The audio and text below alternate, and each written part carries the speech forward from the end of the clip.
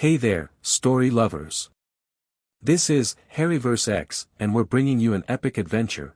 What if Thanos rescued Harry from Dursleys at age 5 and Infinity Stones made him master of reality and magic? Hit like, subscribe, and let's begin this journey. Chapter 1, The Cupboard at the End of the Universe. The smell was the first thing. Thanos had walked battlefields that stretched across continents, had stood in the burning cores of dying stars, had pressed his bare hand against the surface of a neutron star once, purely out of curiosity. He had smelled things that had no names in any language spoken by creatures with fewer than 4 lungs. He was not, by any reasonable measure, a being who could be unsettled by smell. And yet, the cupboard under the stairs at number 4, Privet Drive smelled like fear that had been left out long enough to go stale. Like small hands pressed against wood in the dark.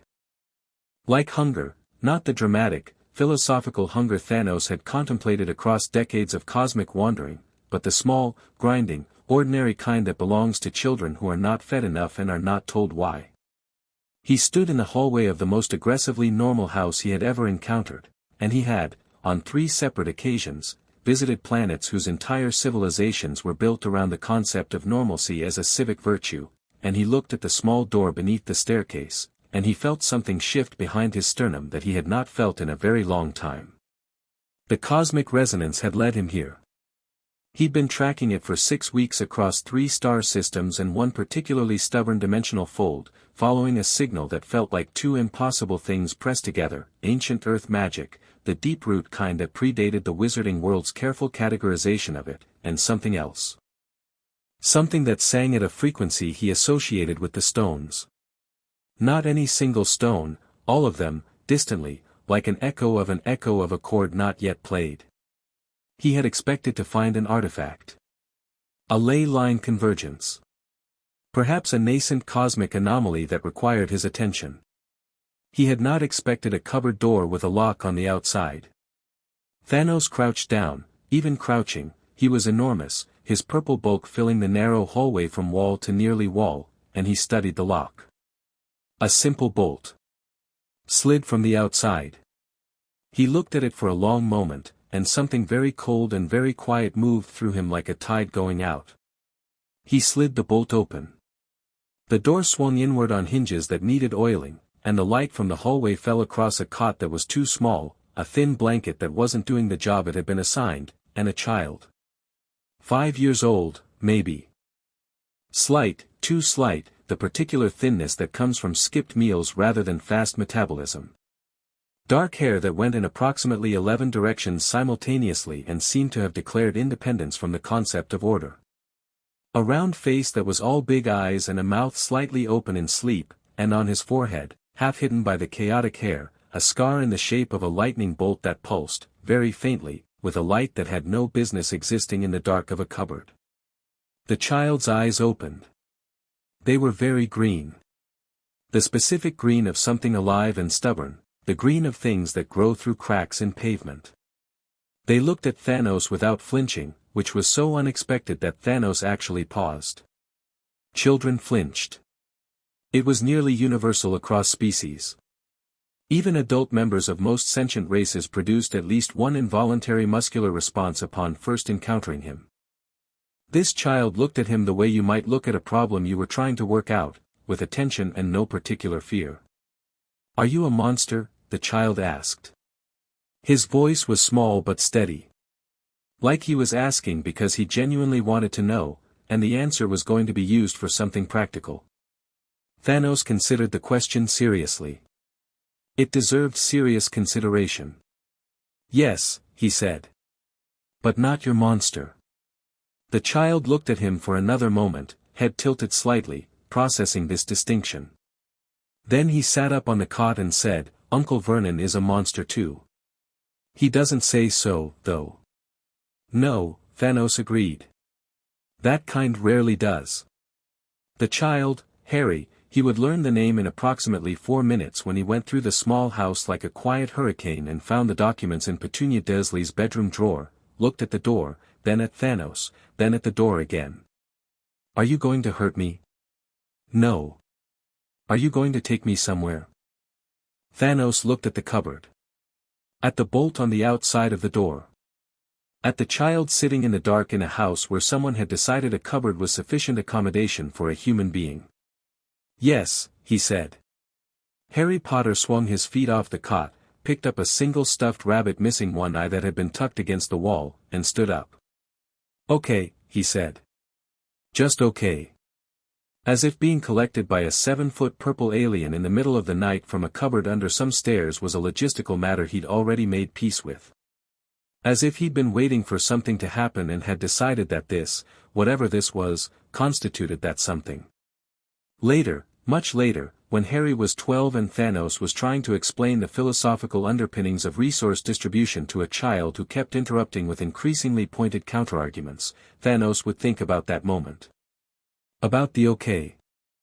About what it said about the 5 years that had preceded it, that a child could greet an alien titan in the night with immediate practical cooperation, because anything at all, was preferable to staying. He reached down and Harry took his hand without hesitation. His fingers were very small against Thanos's palm. They walked out of number 4, Privet Drive.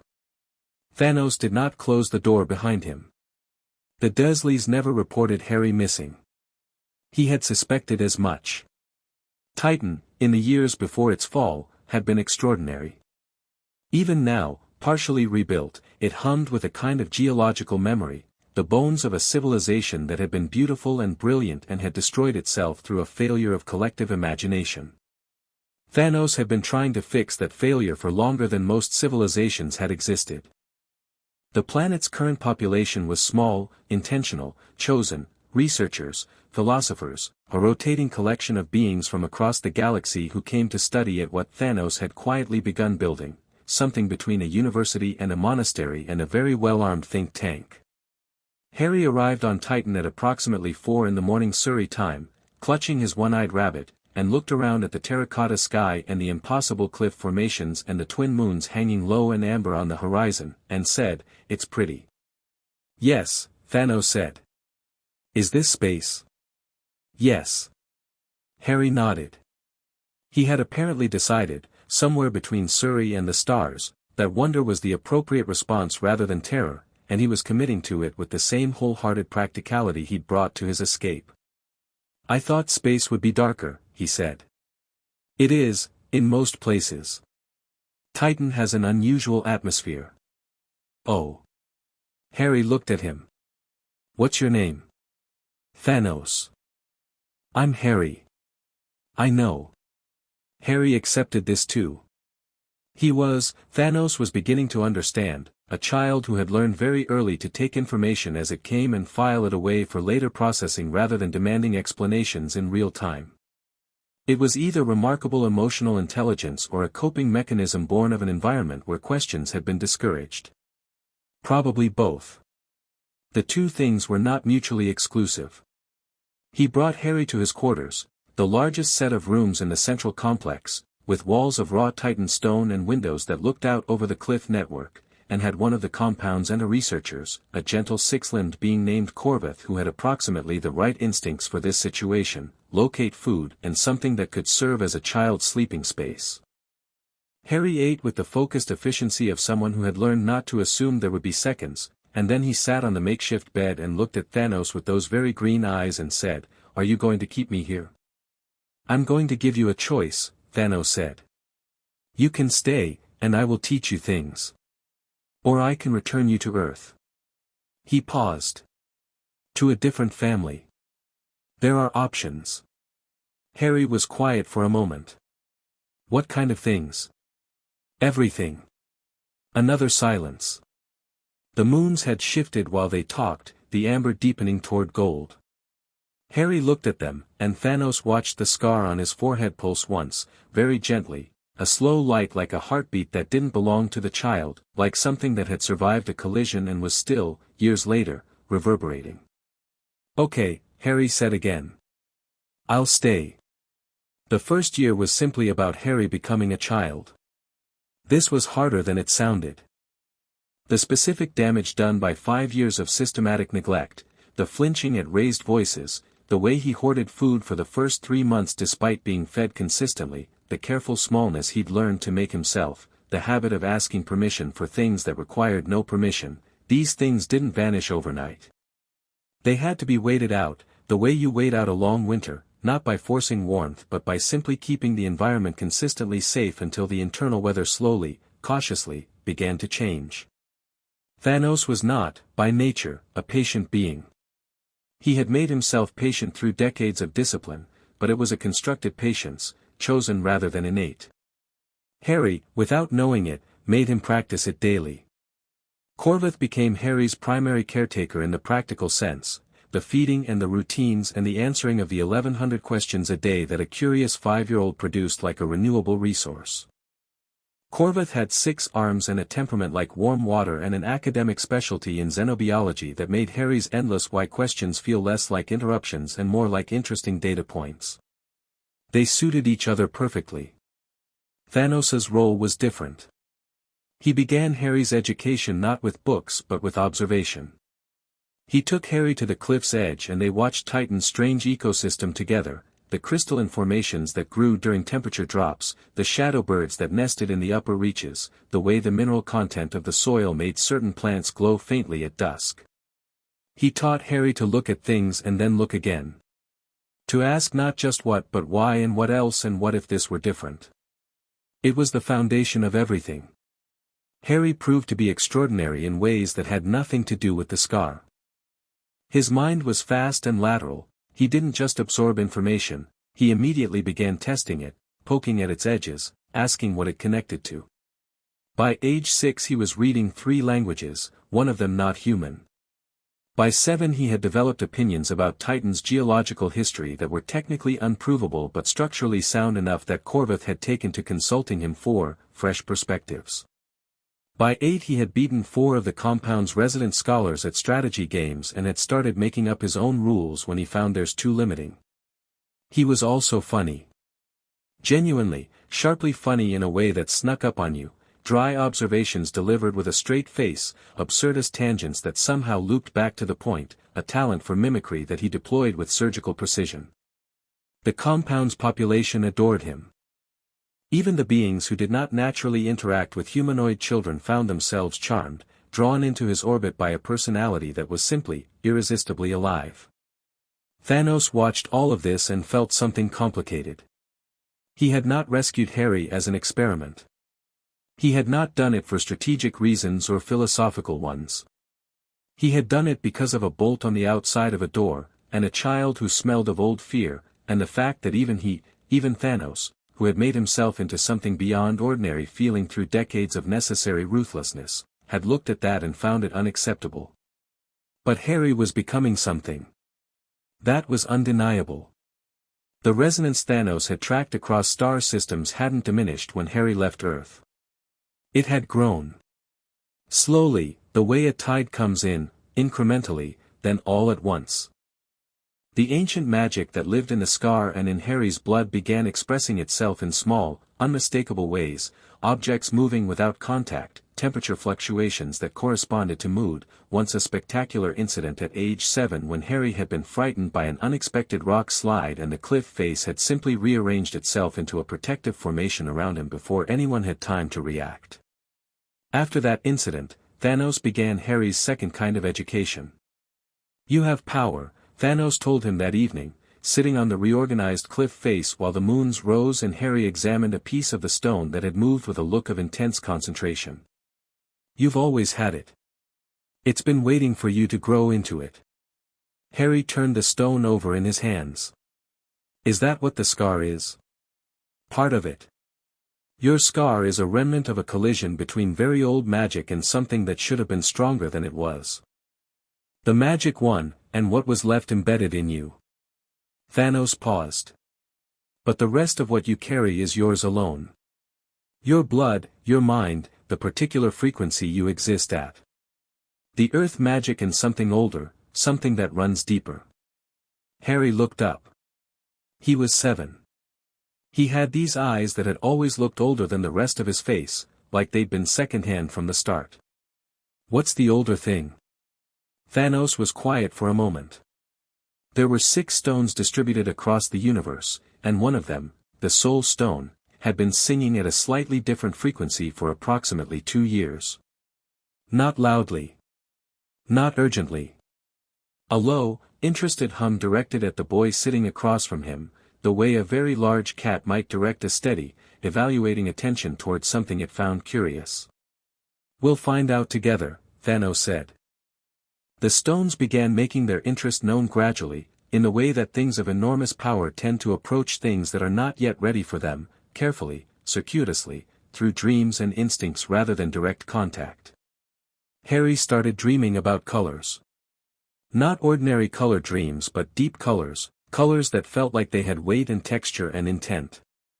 Orange, first, warm and searching and sad in a way that made him wake up with his chest aching for reasons he couldn't name. Then blue-white, cold and precise and somehow infinite, like standing at the edge of something that had no edge. Then red, that was nothing like the color and everything like the feeling, the red of things rewritten, of possibilities collapsing and expanding simultaneously. He told Thanos about the dreams, which was both expected and unexpected. Expected because Harry told Thanos almost everything. They had developed, over years, a relationship that was not quite father and son and not quite teacher and student but occupied a specific, unnamed territory between them that involved brutal honesty, genuine respect, and an almost adversarial intellectual sparring that they both clearly loved. Unexpected because Harry reported the dreams not with confusion or fear but with the focused, clinical interest of a researcher. He wanted to understand them. He had brought a notebook. Thanos listened to the detailed descriptions, the notes, the careful attempts at color matching using the compound's materials, the annotated sketches. He listened to all of it and then he said, "Come with me." He took Harry to the vault. Not the stones themselves, he didn't keep them all on Titan, had never kept them all in one place, was too careful and too canny for that. But he kept records. Detailed records about the stones' history, their properties, the science and philosophy of what they were and what they did and what they wanted, because Thanos, unlike most who sought the stones, had never made the mistake of assuming they were merely objects. Things of that age and power developed inclinations. Will, even, of a kind. Harry read for 4 hours without stopping. Thanos brought food. Harry ate without looking up. At the end of it, Harry put down the last document, picked up his notebook, and said, "So they're choosing me. It appears so." "Why?" "You are a convergence," Thanos said. "Ancient magic on one side. Cosmic resonance on the other. The particular quality of your mind. The event that made your scar." He paused. "And I suspect your mother's sacrifice. The magic she worked when she died for you, it wasn't ordinary protective magic, Harry. It was love expressed at such an intensity that it became something close to a fundamental force. The Soul Stone in particular would find that."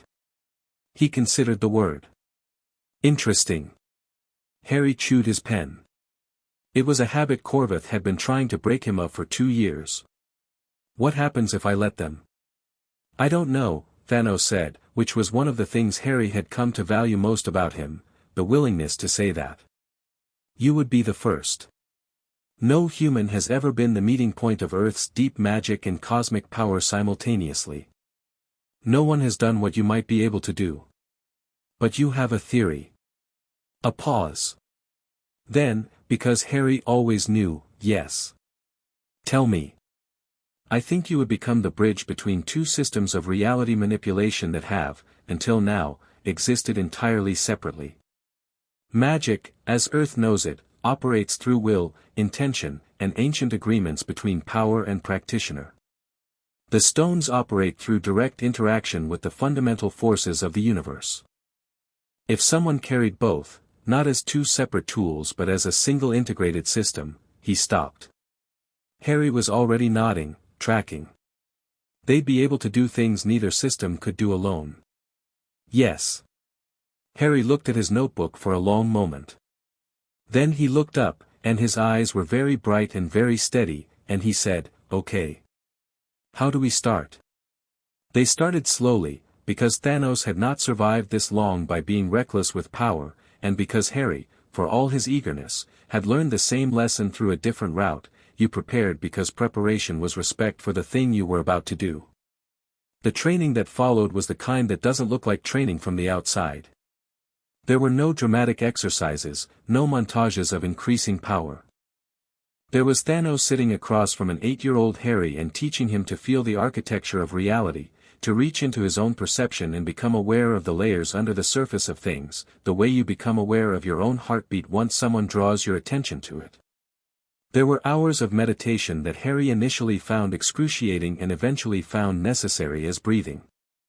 There was combat, real combat, not sparring, against simulated opponents that did not pull their strikes, because Thanos believed that people learned faster when they knew the hits were real, and because Harry needed to understand the relationship between his body and his power before the power became too large to manage physically.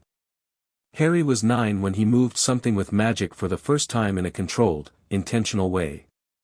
He was 10 when he managed it reliably. He was 11 when the space stone hummed at such a pitch during one of his meditation sessions that every stone surface in the room vibrated sympathetically, and Harry opened his eyes and said, calmly, "I can feel it." "Which one?" Thanos said. "All of them," Harry said. "They're all," he paused, searching for the word. "They're paying attention." The bracer came next. Thanos had been designing it for 4 years, working with the compound's best metallurgists on the material, Titan-forged obsidian infused with mineral compounds that occurred naturally in locations associated with each stone's history. It was slim and dark and looked, at first glance, like something purely ornamental, which suited Harry just fine. 6 settings in the obsidian, currently empty, each one corresponding to a resonance frequency he had spent years learning to match.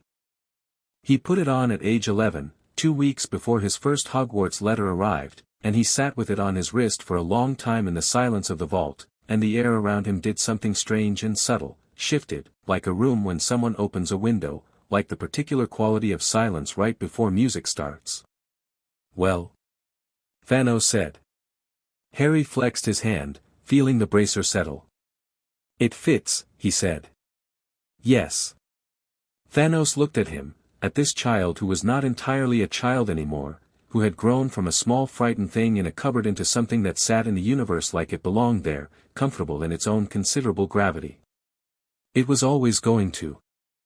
The letter arrived in the way all Hogwarts letters arrived, inexorably, redundantly, with the cheerful persistence of something that had been enchanted to find its recipient across any obstacle and simply had not been told that interstellar distance was an obstacle rather than a larger version of a locked room. The owl that delivered it deserved significant credit. It had been flying for what must have been, from its confused and exhausted expression, the most bewildering journey of its professional career. It arrived through an open viewport on the compound's upper level, landed on a console, ruffled itself once with great dignity, and deposited the letter with the air of a being who was very done with this assignment and wanted it on the record. Harry picked up the envelope. "Mr. H. Potter, The Vault Room, Titan." He looked at Thanos. "They've been tracking you since birth," Thanos said, not looking up from what he was reading. "The resonance in your scar makes you identifiable to their systems regardless of location. I'm surprised it took this long to reach us." Harry turned the envelope over. "Hogwarts. School of Witchcraft and Wizardry." He considered this. "So there's an entire civilization of magic users on Earth that I've never met." "Yes. And they've been waiting for me specifically." Thanos set down his reading. This was the conversation he had been preparing for. Not with dread, exactly, but with the careful intentionality that he brought to all things that mattered. "Yes. You are significant to them in ways that predate your birth and have nothing to do with who you've become. To them, you are primarily a symbol. A prophecy. A weapon they've been counting on to work correctly." Harry's expression did something complex and then settled. "You're telling me this now. I've been telling you parts of it for years. You knew your parents died. You knew there was a war. You knew about Voldemort." He used the name with full deliberate weight. He had always used the name, had never seen the logic in the wizarding world's terror of syllables. Now you have the full picture. Harry set the letter down on the console beside the exhausted owl. He walked to the viewport and stood there for a moment, looking out at Titan's amber afternoon. When he turned back, his face had that quality it sometimes got, very quiet and very clear, like water just before it freezes. They think I'm going to show up small and scared and needing to be pointed at the right target, he said. Probably. They're going to be surprised. Thanos allowed himself a small smile. Probably. Harry picked up the letter again, opened it, and read through the supply list and the information about King's Cross Station with the focused attention he gave to all new intelligence. Then he looked up and said, I should go. I should meet this world. Learn it from the inside. He paused. Also, it would be interesting. Yes, Thanos said. On both counts. Will you? Harry stopped. This was rare, Harry stopping himself, reconsidering a question before it finished forming. He had grown past most of his early hesitances, but this one, the one underneath which lived a 5-year-old in a cupboard who had very quickly learned not to ask for things, occasionally surfaced. Thanos had learned to wait for it. I'll check in, Thanos said. I have no intention of disappearing while you navigate a world full of people who are going to try to use you. You have the communication array. I'll be reachable. Harry nodded. Something in his shoulders released a tension so subtle it was almost invisible. Okay. Also, Thanos said, if anyone tries to confine you, manipulate your choices, or use you as a chess piece without your consent, you are not required to cooperate. Harry grinned. It was the grin he'd had at 5, pulling through years of growth mostly unchanged, quick and sharp and completely unguarded. I know, he said. I was never going to. He returned to England 3 days before September 1st. Not to Surrey. He had no intention of setting foot in Surrey again, a decision he had made at age 6 and revisited periodically, always arriving at the same conclusion with increasing serenity. He came directly to London, which greeted him with grey skies and traffic noise and the specific British smell of rain on stone that he had never actually experienced before but that felt, in some deep unplaceable way, familiar. He found the leaky cauldron without difficulty. The spell on it that kept Muggle eyes from settling on it was not designed to work against someone with a fundamental sensitivity to magical architecture, and Harry walked through the door with the easy confidence of someone who had spent years studying the theory of how these things worked and was now simply confirming the practical reality. The pub was dim and warm and smelled of fire whiskey and something frying in the kitchen. Harry sat at the bar, ordered tea, and spent an hour simply listening and watching. He liked to get the texture of a place before he engaged with it. Corvus had called it fieldwork. Thanos had called it intelligence gathering. Harry called it being interested. The wizard world was interesting. It was chaotic and layered and deeply strange in ways that were completely different from the cosmic strangeness he'd grown up with, where Titan's strangeness was geological and philosophical, Diagon Alley's strangeness was human and accumulated, centuries of magical tradition and interpersonal drama and collective belief that had physically shaped the space it inhabited. He felt the deep-root magic under the cobblestones when he walked into the alley proper, and it felt familiar. His own magic recognized it the way you recognize a face you've seen in old photographs. Gringotts was efficient and deeply impressive and staffed by beings who appreciated competence, which Harry respected.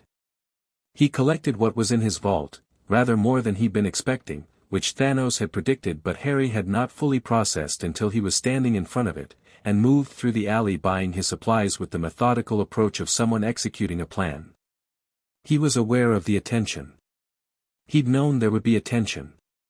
His name meant something to these people, and names meant something in this world in a way that went beyond social convention. He fielded the stares and the whispered "Is that?" and the one woman who actually stopped him to touch his scar with a reverence that he found both understandable and slightly alarming, and he was patient with all of it, because patience was something he had genuinely cultivated and not merely performed. The wand was another matter. Ollivander's shop smelled of wood shavings and something electric, and Ollivander himself looked at Harry with an intensity that Harry recognized, the look of someone who has been waiting for a specific data point to arrive and is now recalibrating rapidly because the data point is not what they expected. "I had a feeling you'd come in eventually," Ollivander said, his pale eyes moving from Harry's face to his wrist, to the bracer, and back again. "Curious. Very curious indeed." "The bracer," Harry said, because Ollivander was clearly a person who appreciated directness, "is mine. You can look at it as much as you want. It won't respond to you." Ollivander blinked. Then he smiled, very slightly, and something in the assessment in his eyes shifted from evaluating to genuinely interested. "No," he agreed. "I don't suppose it would." He looked at Harry for another moment. "You're not quite what I expected, Mr. Potter." "Most people aren't quite what anyone expects," Harry said. "What have you got for me?" The wand that chose him was 11 inches, holly, phoenix feather, and the moment Harry's fingers closed around it, it lit up gold from tip to handle and the whole shop trembled, not violently but deeply, like a bell resonating at a frequency just below hearing. Ollivander looked like he wanted to take notes. "The phoenix whose tail feather sits in your wand," Ollivander said quietly, "gave only one other feather." "Only one." "I know," Harry said. He'd read about Voldemort's wand years ago. "It's a cosmic joke or a foreshadowing. Either way, it doesn't bother me." He paid for the wand, tucked it alongside the bracer, and walked back out into Diagon Alley where the late summer sun had finally broken through the grey and was making the cobblestones look briefly golden. He had one more day before King's Cross. He spent it reading, because that was what he did when he wanted to feel ready, not reading for anything, just reading, letting his mind move freely through information the way it liked to, building and connecting and preparing itself without being forced to. He ate fish and chips at a place near the Thames that Corvus would have found inexplicable and that he found, honestly, wonderful. He walked along the river at dusk and felt Earth's magic humming under his feet, deep and old and consistent, and he let his own magic reach down and touch it lightly, like greeting something that had been waiting for him without knowing it was waiting. He thought about Thanos. About Titan. About Corvutha's 6 arms and the amber moons and the years of patient, demanding, genuine education that had taken a broken 5-year-old and given him back to himself with compound interest. He thought about the stones, distant but present, the low chord they made together in the back of his awareness, constant as his heartbeat. He thought about a woman he had never met who had stood between a monster and her child and poured herself into the gap between them and changed the physics of love and sacrifice so completely that the echo of it was still shaping reality 11 years later. "Thank you, Mum," he said to the river, which went about its business as rivers do, indifferent and vast and rolling on. Then he went to bed, and the next morning he went to King's Cross, and on platform 9 3/4, standing in the steam of the Hogwarts Express with his trunk and his owl, he'd bought an owl because it seemed like the thing to do, a tawny one who had picked him with the same no-nonsense self-assurance that he appreciated in most beings. He met a red-haired boy struggling with a trunk that was actively trying to fall off a trolley, and decided that this year was going to be a great deal more interesting than even he'd anticipated. "Need a hand?" Harry asked. The boy looked up. Freckled face, wide brown eyes, 6 older siblings worth of hand-me-down robes, and an expression of cheerful catastrophe management. "Would be brilliant, yeah," he said. "It keeps sliding." Harry put one hand on the trunk and it stopped sliding.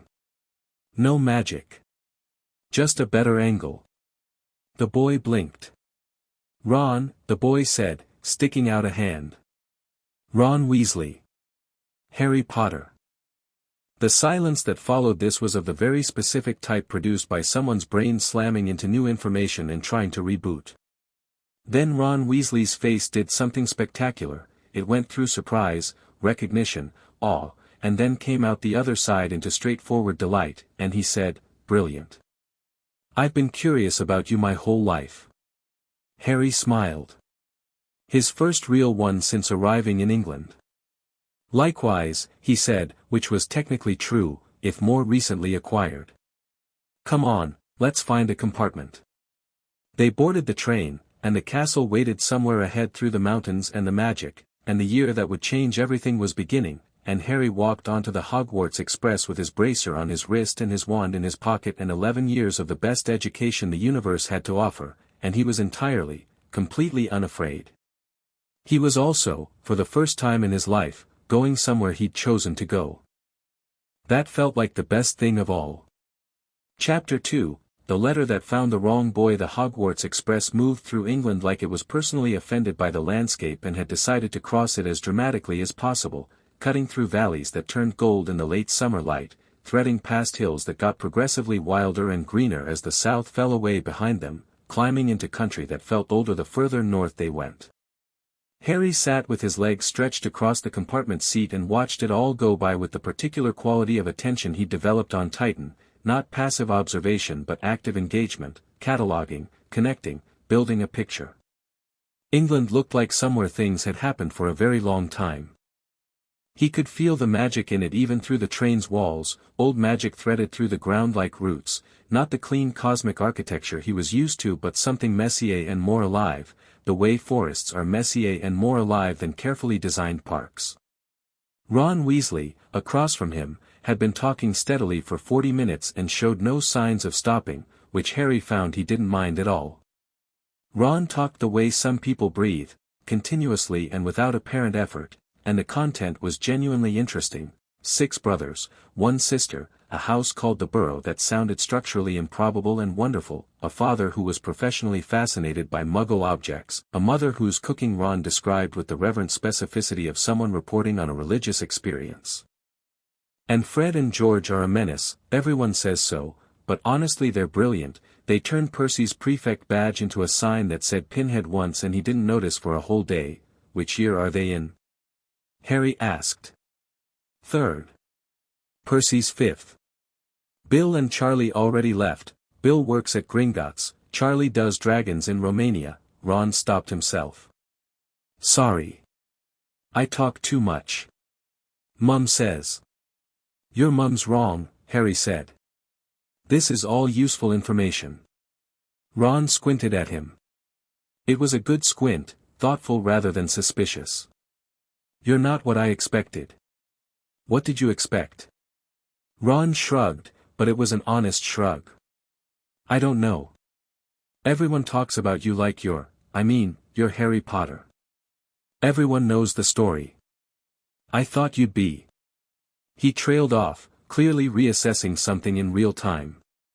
Different. I grew up on another planet, Harry said. Ron stared at him. You're serious. Titan. It's the largest moon of Saturn, technically, but it has its own. It's a long story. Harry considered him. You're not going to freak out. It wasn't a question. It was an assessment, and Ron seemed to recognize it as one.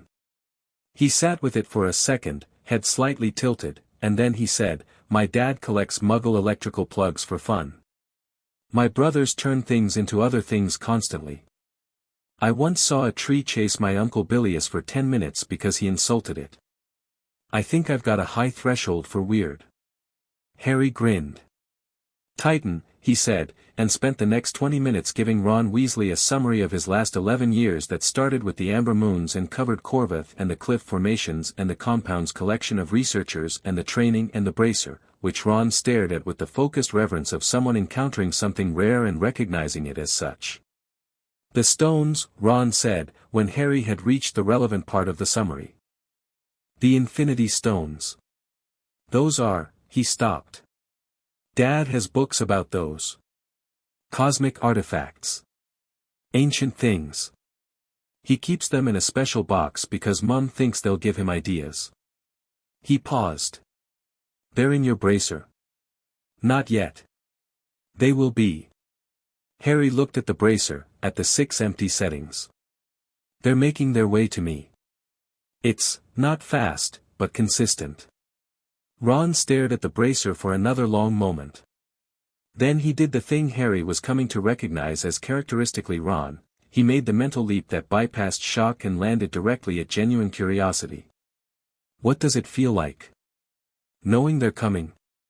Like something you've been hearing faintly for years is getting a bit louder, Harry said. Like when you know someone's walking toward you from far away and you can feel the vibration before you hear the footsteps. Ron nodded slowly. That's actually not that different from how Mum describes. He stopped. Go on. She says strong magic feels like that to her sometimes. Like something the house does when everyone's home. This background, warmth. He looked slightly embarrassed for the comparison, as though he'd measured his mother's kitchen magic against cosmic infinity stones and found the ratio embarrassing. That's exactly what it's like, Harry said. The scale's different. But that's the right shape of it.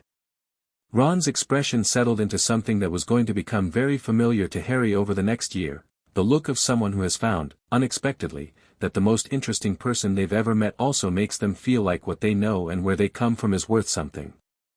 It was a generous thing to feel, and Ron was, Harry was quickly realizing, a generous person in the ways that actually counted. The compartment door slid open around noon, letting in the noise of the corridor and a girl with very bushy brown hair carrying a very full book bag and wearing an expression of organized determination. Have either of you seen a toad? She asked. A boy named Neville's lost his and I've been. She stopped.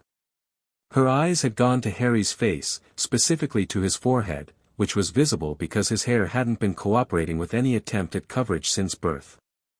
Oh, she said. You're Harry Potter.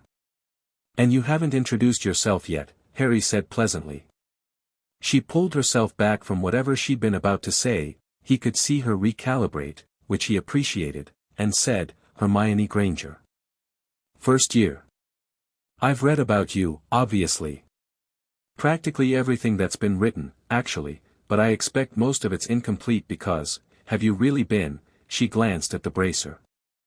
Her eyes widened in a way that was entirely different from Ron's widening, more like someone encountering a mathematical impossibility that is also very interesting. Is that Titan-forged obsidian? Harry sat up slightly. Yes. The mineral density would have to be. She stopped herself, pressed her mouth together, and then apparently gave up on stopping herself because the intellectual pressure was too great. You've been on Titan. You've actually been on Titan. Dumbledore told the governors you were unavailable for the standard early wizarding education, which everyone thought was a euphemism for something, but I looked up the etymology of unavailable and it genuinely just means not able to be reached, so I thought, maybe. She stopped again. I'm sorry. I do this. Don't apologize, Harry said. Sit down. We haven't found Neville's toad yet, but we will. He looked at Ron. I'll go look, Ron said, already standing with the easy helpfulness of someone who has spent his whole life being the younger sibling and has calibrated to action over hesitation. He pulled open the compartment door and disappeared into the corridor. Hermione sat down, placed her book bag with surgical precision, and looked at Harry with an expression that was trying very hard to be composed and not quite getting there. You've been educated by Thanos, she said. Yes. The Thanos. There's only one, as far as I know. She stared at him. In the magical research community, well, Muggle academics don't know about him, but there are wizarding scholars who've studied the Infinity Stones, and there's this whole debate about whether a single practitioner could ever interface with multiple stones simultaneously, and the consensus is that it's impossible because the resonance conflicts would. She stopped. Looked at his bracer again. You're the interface. That's one way to put it. How long? She said. How long have you been in contact with the stones? The dream started when I was about 8, Harry said. The bracer I got this summer. Full integration. He tilted his head. Ongoing. Hermione pulled out a notebook. She had the same notebook energy Thanos had, the note-taking reflex that kicked in before conscious decision. Harry felt a bolt of something warm and immediate, like recognition. Do you mind? She asked, pencil ready. Go ahead, he said. Ask whatever you want. What followed was 40 minutes of the most rapid fire, precisely targeted, genuinely intelligent questioning Harry had been subjected to in recent memory, and Thanos had been questioning him intensively for 6 years. Hermione Granger did not ask questions to hear herself ask them. She asked questions because she needed the answers to build toward the next question, constructing understanding the way an architect builds, each piece load-bearing, each addition intentional.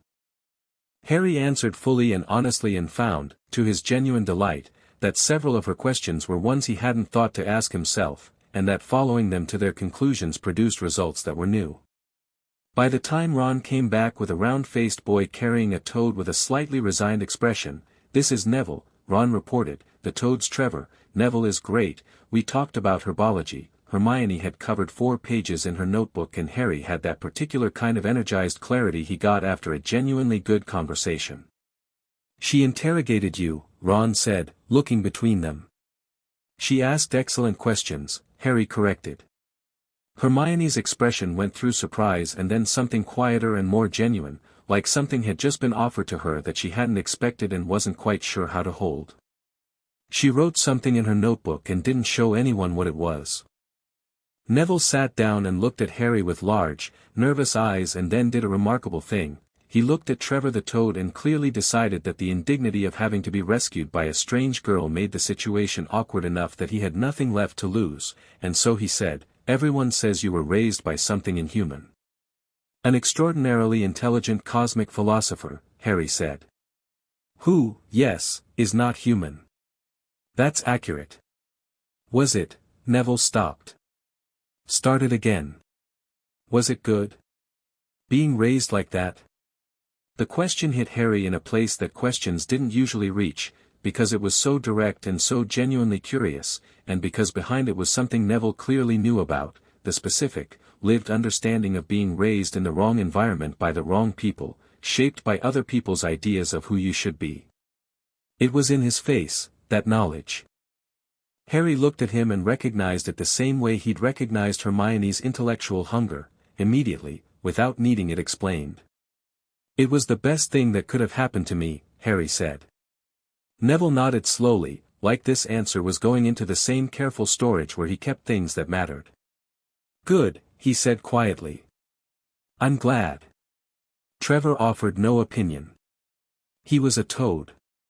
Albus Dumbledore had been preparing for Harry Potter's arrival since the night he left him on the Dursleys' doorstep, and in all those years of preparation he had imagined many variations of the boy who would walk into his school on September 1st.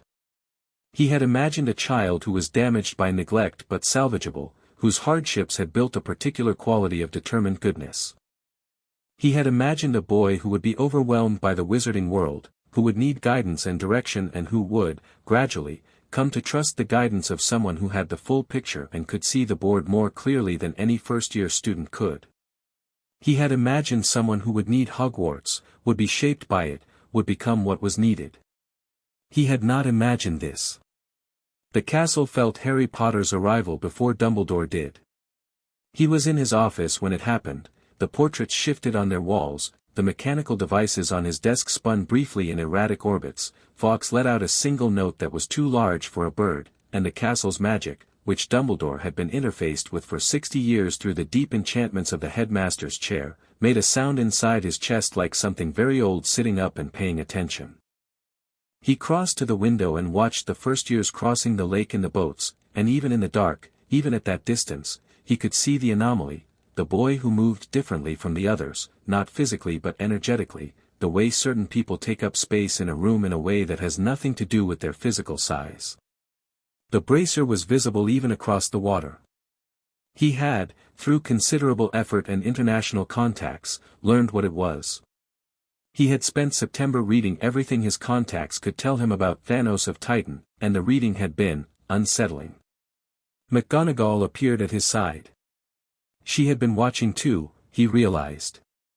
Her expression was difficult to read, which was not usual for Minerva. She was, in general, a woman whose face said exactly what she meant and dared you to have a problem with it.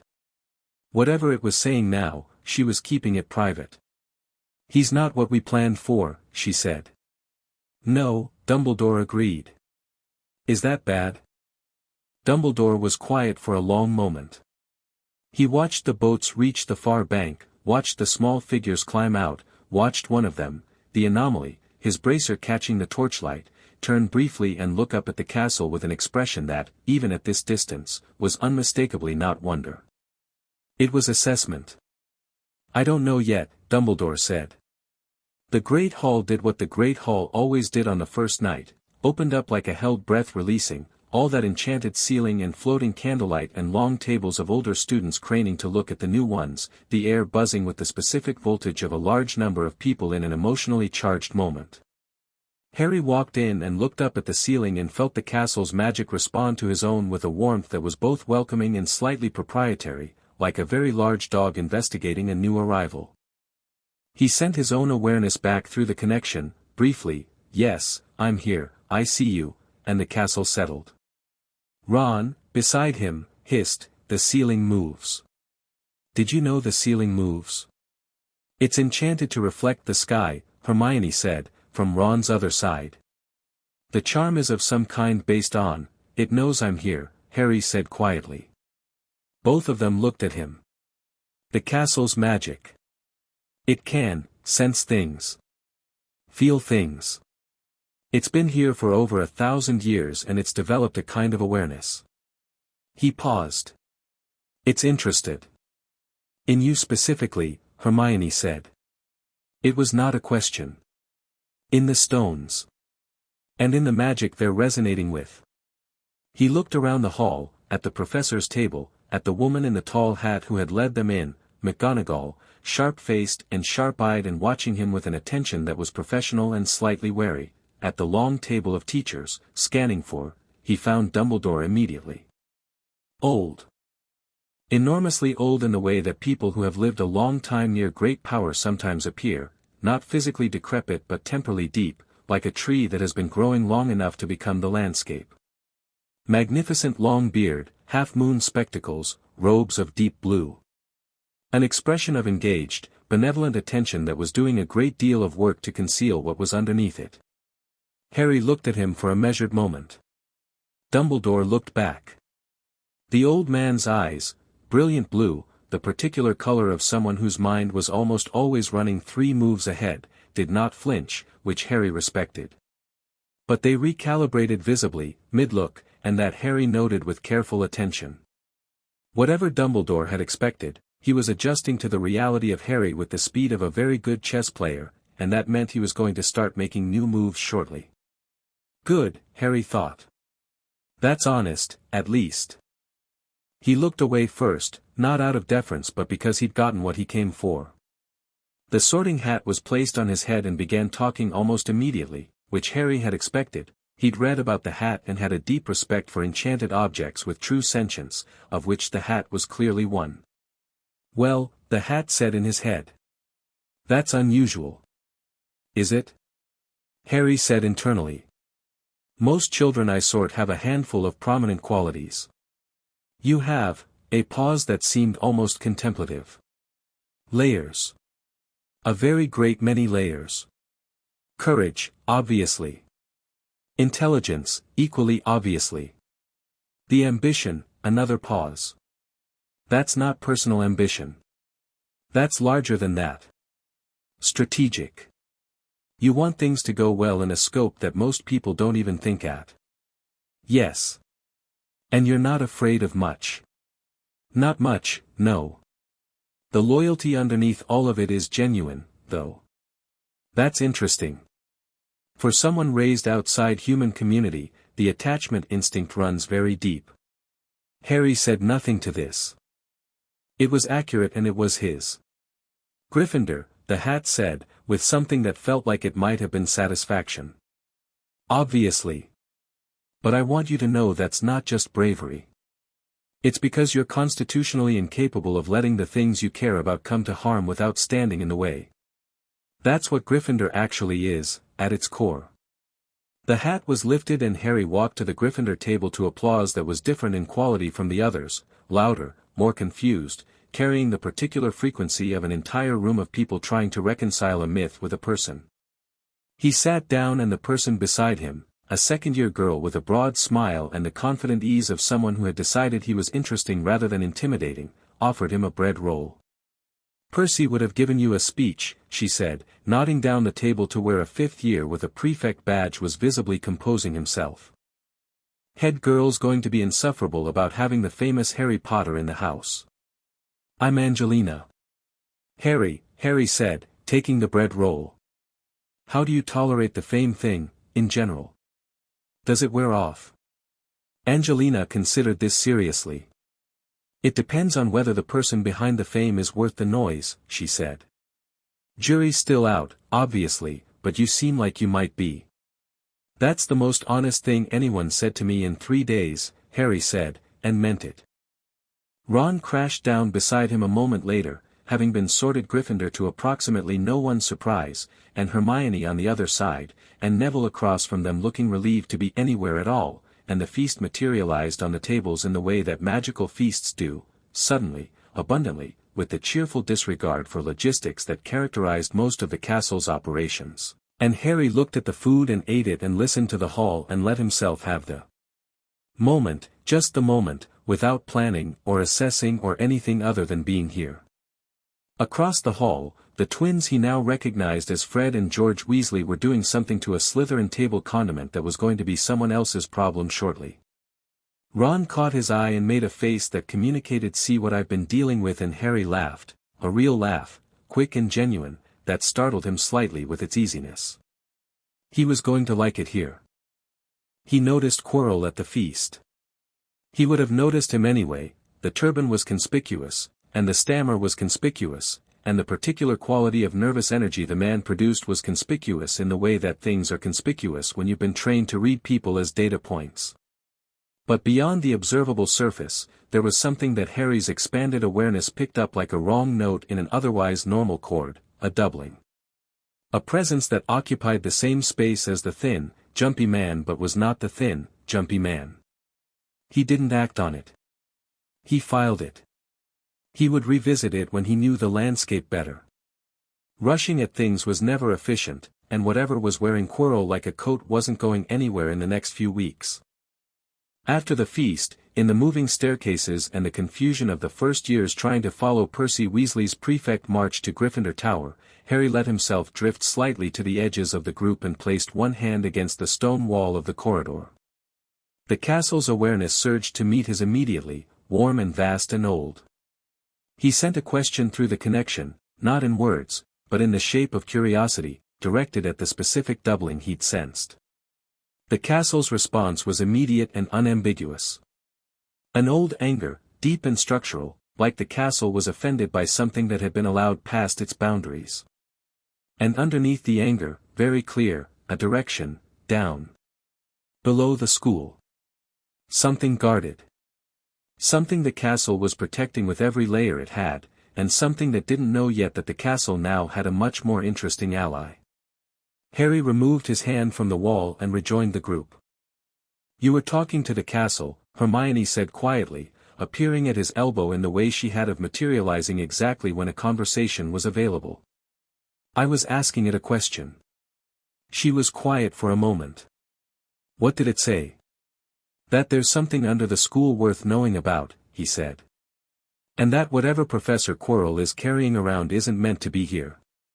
Hermione processed this at the speed she processed everything, very fast and very thoroughly, like a turbine. "Quirrell is carrying something." "Someone," Harry said. He glanced at her. "We'll figure it out. There's no rush. But, there is a specific pleasure," Harry said, "in watching a problem reveal itself completely before you address it. You get better information and you only have to deal with it once." He paused. "Thanos calls it strategic patience." Hermione made a face that was clearly at war with her instinct to act on information immediately. "Is that different from normal patience?" "Normal patience is just waiting," Harry said. "Strategic patience is waiting on purpose while you keep gathering. They look the same from the outside. The outcomes are different." She was quiet for several more steps, clearly installing this concept and testing it for structural integrity. Then she said, "I don't like it, but I can see the logic." "Welcome to everything Thanos has ever taught me," Harry said. She made a sound that was almost a laugh. Gryffindor Tower was everything the books had suggested and somehow more. The portraits were extraordinary, and the common room had the quality of a space that had absorbed decades of habitation and was genuinely comfortable rather than merely designated so. Harry claimed the corner chair by the window, not aggressively but with the simple, calm inevitability of someone who knows which space suits them, and sat in it looking out over the grounds while the other first-years organized their overwhelming anxiety about tomorrow into various social configurations. The fat lady's portrait swung shut behind the last straggler, and the fire settled, and the castle breathed around him, enormous and old and awake in its unique way. Harry turned the bracer over on his wrist. Ran his thumb over one of the empty settings. The space stone was closer than it had been on Titan. Something about being on Earth, about being in proximity to Earth's ancient magic, it was like the difference between hearing music from another room and hearing it through the walls. Not here yet. But present. Paying attention. "You're doing it again," Ron said, dropping into the chair across from him with the ease of someone who had decided they were friends and saw no reason to be tentative about it. "Doing what?" "The thing where you go quiet but you're clearly extremely busy inside your head." Harry looked at him. "Does it bother you?" Ron thought about it genuinely, which Harry appreciated. "Nah," he said. "My brother Bill does it too. He's the smartest one of us. I've decided it means something important's happening." He stretched out his legs. "What's happening?" "I'm thinking about tomorrow," Harry said. "Getting the lay of the castle. Figuring out the dynamic. Starting to map the problem underground. The thing you told Hermione about." "She told you?" "She tells me things now," Ron said with some satisfaction. "I think you accidentally made us friends when you told her she was asking good questions. She's not used to being told that. She was weird about it for about 10 minutes and then she showed me 4 pages of notes." Harry smiled. "She's remarkable." "Yeah." Ron yawned. "You know what I noticed? The teachers at the table were all looking at you tonight. Not like they look at everyone else. They were, I don't know. Trying to figure you out. What did you make of them?" "First impressions." Ron straightened slightly. This was the kind of question he was built for, the reading the room question, the interpersonal terrain question. He had spent his whole life as the 6th child in a chaotic family, which was an extraordinary education in human dynamics. McGonagall's fair. She's going to be hard but fair. Flitwick's excited about everything, you can tell. He practically vibrated at the feast. Quirrell, Ron frowned. "Something's off with Quirrell." "Yes," Harry said. "Dumbledore watches everything and shows you exactly what he wants you to see," Ron said carefully, and then looked at Harry with slightly raised eyebrows, as if checking whether this was too blunt. "That's accurate," Harry said. "And perceptive." Ron shrugged. 6 siblings. You learn fast which people are playing things straight and which ones are playing chess. Harry looked at him for a moment, this boy who was warm and funny and fiercely loyal and quietly, precisely perceptive in a way that most people overlooked because he wore it lightly. Then he said, "I'm glad we met on the train." Ron blinked. Then grinned, the broad, easy grin that was just Ron being Ron without any architecture around it. "Yeah," he said. "Same." The first letter from Dumbledore arrived at breakfast on the 3rd morning. Not an owl, a small folded note delivered by a castle ghost who had been given instructions to ensure Harry received it directly. Which was interesting in itself. "Mr. Potter, I wonder if you might come to my office this evening at 7. I find I would very much like to talk." APWBD. Harry read it twice, folded it, and put it in his pocket. Across the table, Hermione raised her eyebrows. Ron was watching him over a piece of toast. "Dumbledore," Harry said. Ron and Hermione exchanged a look of the kind that develops between people who have already established enough common ground to have a non-verbal language. "What are you going to say?" Hermione asked. "Whatever seems most useful," Harry said. He took a piece of toast.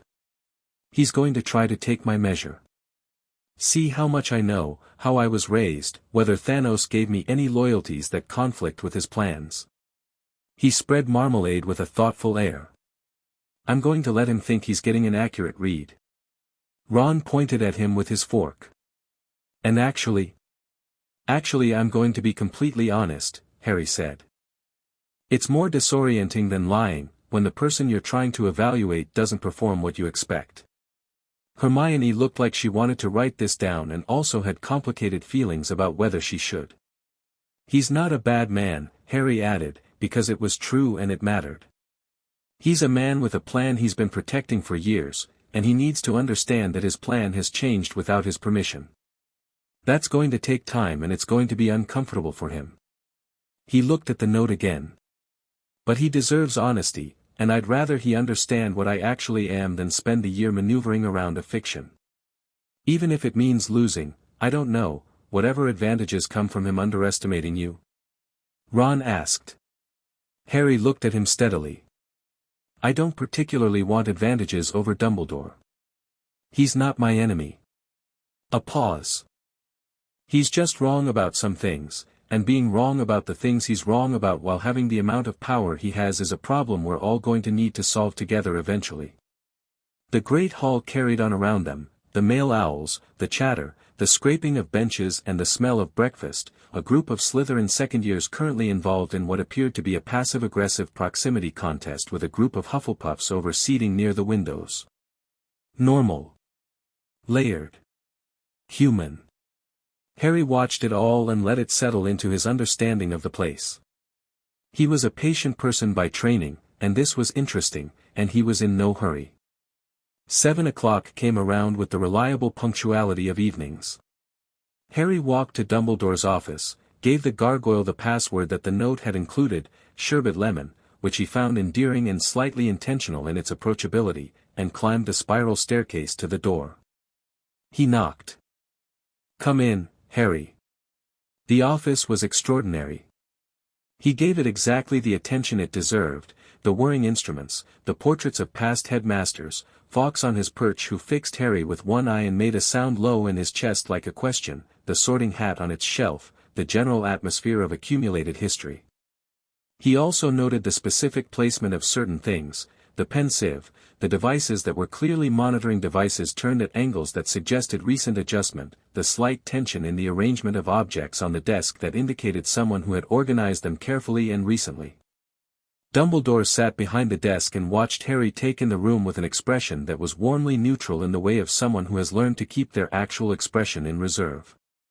Harry sat down in the chair across from him. Thank you for coming, Dumbledore said. Of course, Harry said. You're the headmaster. It would have been strange not to. A beat. Dumbledore's eyes, and yes, they were remarkable, that specific blue, the blue of someone whose intelligence was both a gift and a constant burden, moved over Harry's face, over the bracer, back to his face. I thought we might just talk, he said. Get to know each other a little. We've been connected, in a way, since you were very small. You left me with the Dursleys, Harry said. Not accusingly. Factually. Dumbledore was quiet for a moment. Yes. Because of the blood protection. Lily's sacrifice creating a specific magic anchor to her sister's home. Harry nodded. I understand the logic. The Dursleys were, a very poor choice of people to anchor it to, but the logic of the magic was sound. You've studied it, Dumbledore said. There was something careful in his voice, the sound of adjusting expectations in real time. Thanos has extensive records on ancient magic. I was curious about my own origins. Harry met the old man's eyes. I don't blame you for the decision, Professor. I do think it mattered more that I be safe and comfortable, and you were making the best call you could with the information you had. He paused. Thanos would have made the same calculus. I used to be annoyed about that and now I understand it. That's. Dumbledore set down the instrument he'd been absently turning in his fingers. That's a generous reading, Harry. It's an accurate one. Harry tilted his head. You want to know what I can do? I want to know who you are, Dumbledore said, and it was said with enough genuine warmth that Harry believed the distinction was real. Those aren't the same thing. No, Harry agreed. But they're related, in my case, more than in most. He looked at the bracer. I'll tell you what I can, Professor. I want you to understand me. I think it'll be better for everyone if you do. And he talked, clearly and completely and without performance, the way Thanos had taught him to present information, structured, honest, thorough. He covered his years on Titan, his training, his relationship with the stones, the bracer's purpose, what he understood about Voldemort and the prophecy and the war that was hanging over this world like weather. Dumbledore listened without interrupting. His face did several things during the telling, most of them hidden, but his hands, which were resting on the desk, changed their tension several times, and his eyes moved between Harry's face and the bracer with the systematic attention of someone taking real notes. When Harry finished, the office was quiet enough that Fawkes's occasional soft sounds were very clear. You know about the object in the school, Dumbledore said finally. Third floor corridor, Harry said. Fluffy's up there, presumably, based on the castle's awareness of the space. The stones below.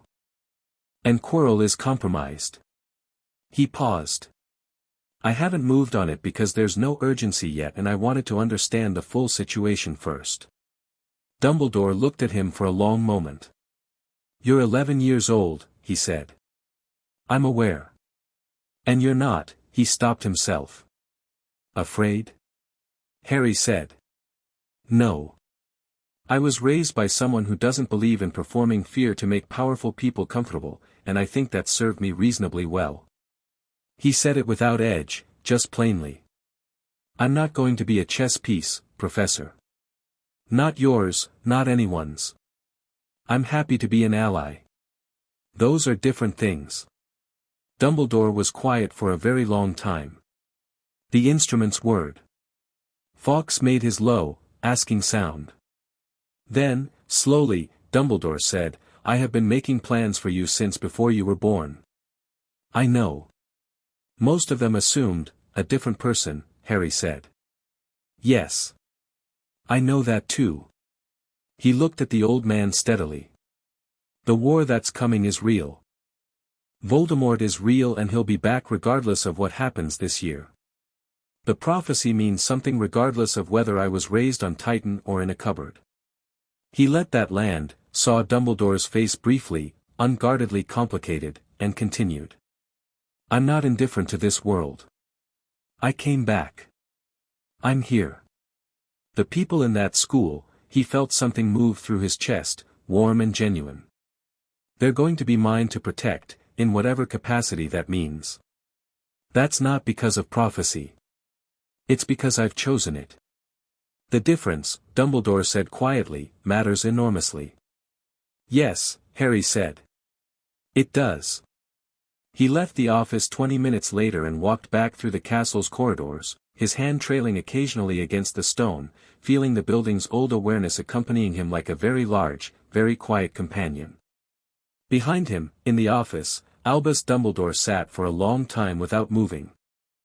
Every plan he had built across 2 decades, the careful architecture of sacrifice and timing and the boy who would stand at the right place at the right moment and choose rightly, all of it was still possible, still fundamentally sound. The end goal was the same. It was simply that the boy intended to arrive at it on his own terms. Dumbledore looked at the instruments on his desk, which had been calibrated to measure one kind of Harry Potter and were now clearly failing to get a consistent reading on a different kind entirely. He picked up his quill, found a fresh piece of parchment, and began revising. Chapter 3, First years don't usually bend space. The thing about Hogwarts was that it had opinions.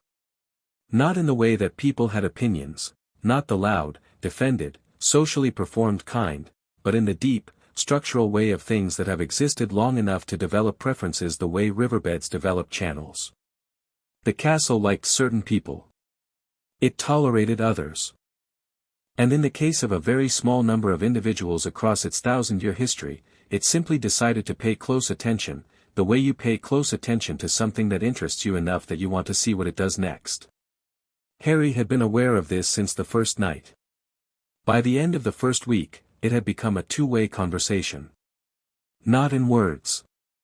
The castle didn't communicate in language, it communicated in the way places do, through temperature and light and the cooperative behavior of architecture, through doors that opened before he reached them and staircases that arranged themselves helpfully and the particular quality of silence in corridors that knew he was coming. He reciprocated by extending his awareness through the stone when he walked, a low, constant contact that the castle received the way a large animal receives a friendly hand, leaning into it slightly, settling.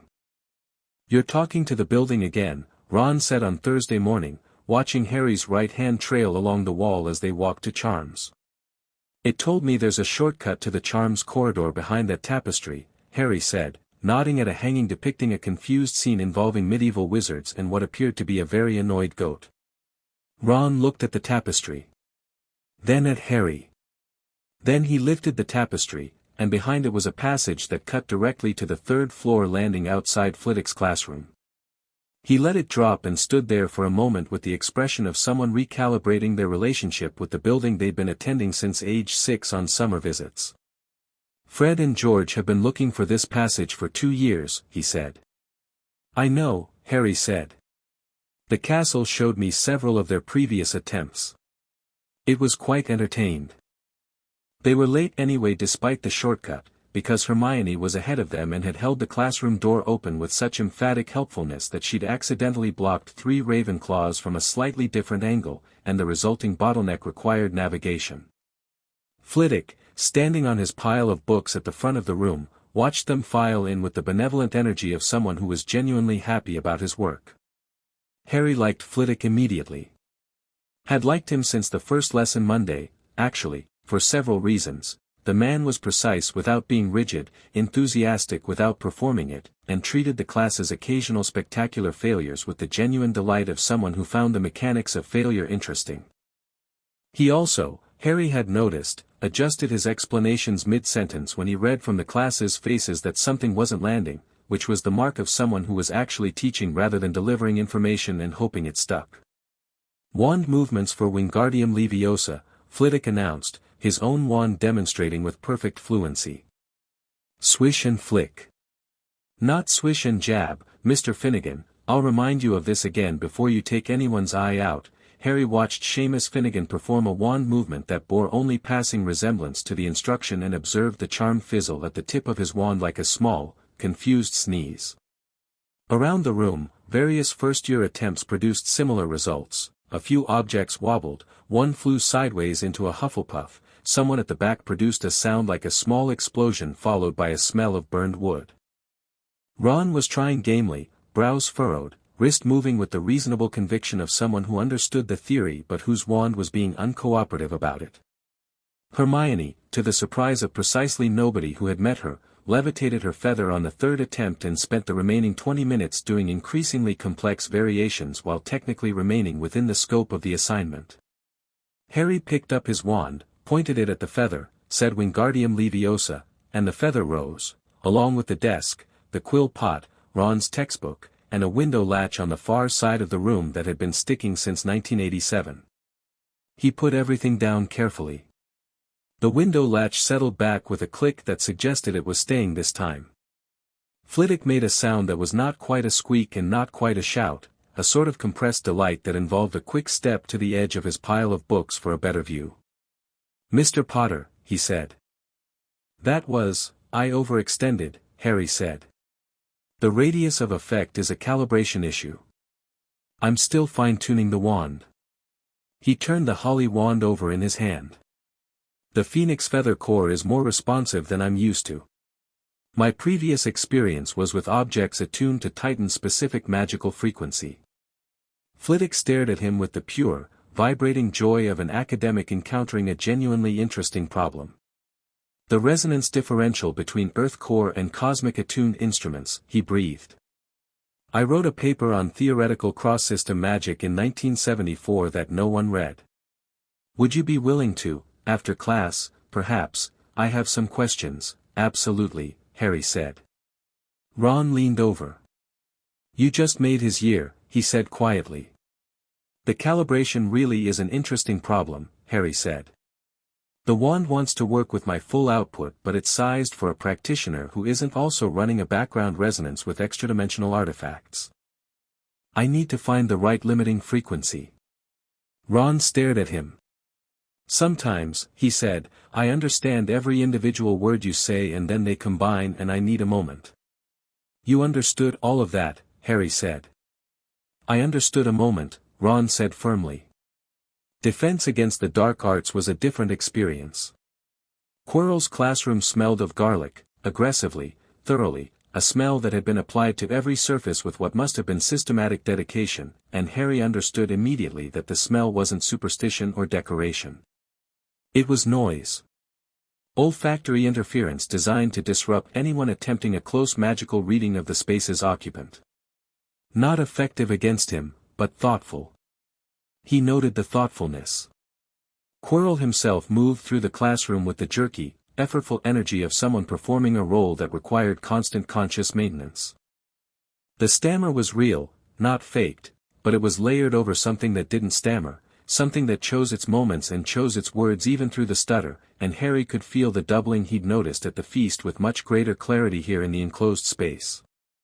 Two presences. One small and frightened and genuinely trying to hold a job and a life together. One patient and cold and currently dormant, the way predators go dormant, not asleep, just conserving. He sat in the second row between Ron and Hermione and listened to the lesson, which was technically fine, standard introductory dark arts material, the kind of foundational overview that you needed before going into the specifics. Quirrell knew his subject. Whatever else was happening in that turban, the man underneath was a legitimate academic. PPR Professor Quirrell, he said at one point, demonstrating a basic counterjinx with hands that were slightly unsteady but accurate, is a very good teacher, actually. People think, he stopped himself. Blinked. Moved on. Harry watched this with something that was not quite sympathy and not quite pity but occupied the complicated space between them, the recognition of someone trapped in a situation that had stopped being escapable by the point at which escape would have mattered. Hermione passed him a note. He seems nervous about something specific. Harry wrote back. He is. We'll talk later. Ron intercepted the note on the way back, read it, wrote "Is it Voldemort" in large letters, caught Harry's expression, and replaced it in the chain with the guilty speed of someone who was not remotely sorry. Yes, Harry wrote. Ron's eyes went wide. He looked at Quirrell, then at Harry, then at Quirrell again, with the expression of someone doing extremely rapid reassessment. Then he passed the note back and Harry read Ron's addition, "So he's been standing right there this whole time?" "Yes," Harry wrote again. "And you're just, sitting here. Taking notes?" "Yes." Ron stared at him. Harry gave him a look that communicated strategic patience with as much economy as a look could carry, and Ron made a face that communicated "I know what that means and I don't fully like it but nodded anyway." Hermione was looking between them. Harry passed her the note. Her reaction was controlled in the way that only she could manage, a single sharp intake of breath that she converted immediately into an entirely convincing adjustment of her sitting position, followed by a brief very intense stare at Quirrell, followed by the return of perfect academic composure. Her note back said, "Horcrux. Spirit inhabitation. The possession literature suggests," Harry wrote, "both. And we have time. More when we're out." She folded the note very precisely and tucked it into her bag with the air of someone filing a classified document.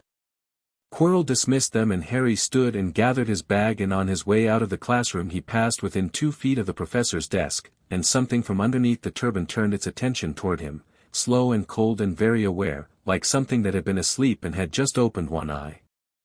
Harry felt it reach toward him, the exploratory pressure of a legilimency probe, casual and probably habitual, the way certain powerful minds read surfaces automatically without meaning to. He closed the door on it without effort. Not aggressively, just shut, the way you close a window against rain. Polite, impersonal, absolute. He walked out into the corridor and heard, very faintly behind him, the sound of something recalibrating. Good, Harry thought. Now you know. The first Quidditch conversation happened on Friday evening, when the Gryffindor Quidditch captain Oliver Wood appeared in the common room with the focused energy of a man on a mission involving a very specific first year.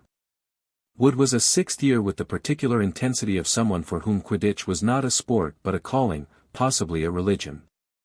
He introduced himself, explained that McGonagall had recommended Harry as a potential seeker after an incident during flying class earlier that week. Harry had caught Neville's Remembrall mid-dive from a considerable height in a maneuver that had made several teachers watching from windows inhale sharply, and proceeded to deliver a 12-minute introduction to Gryffindor's Quidditch prospects that covered team history, current weaknesses, Slytherin's likely strategy, and his personal theories on seeker psychology with the compressed thoroughness of someone who had been saving this speech for the right audience.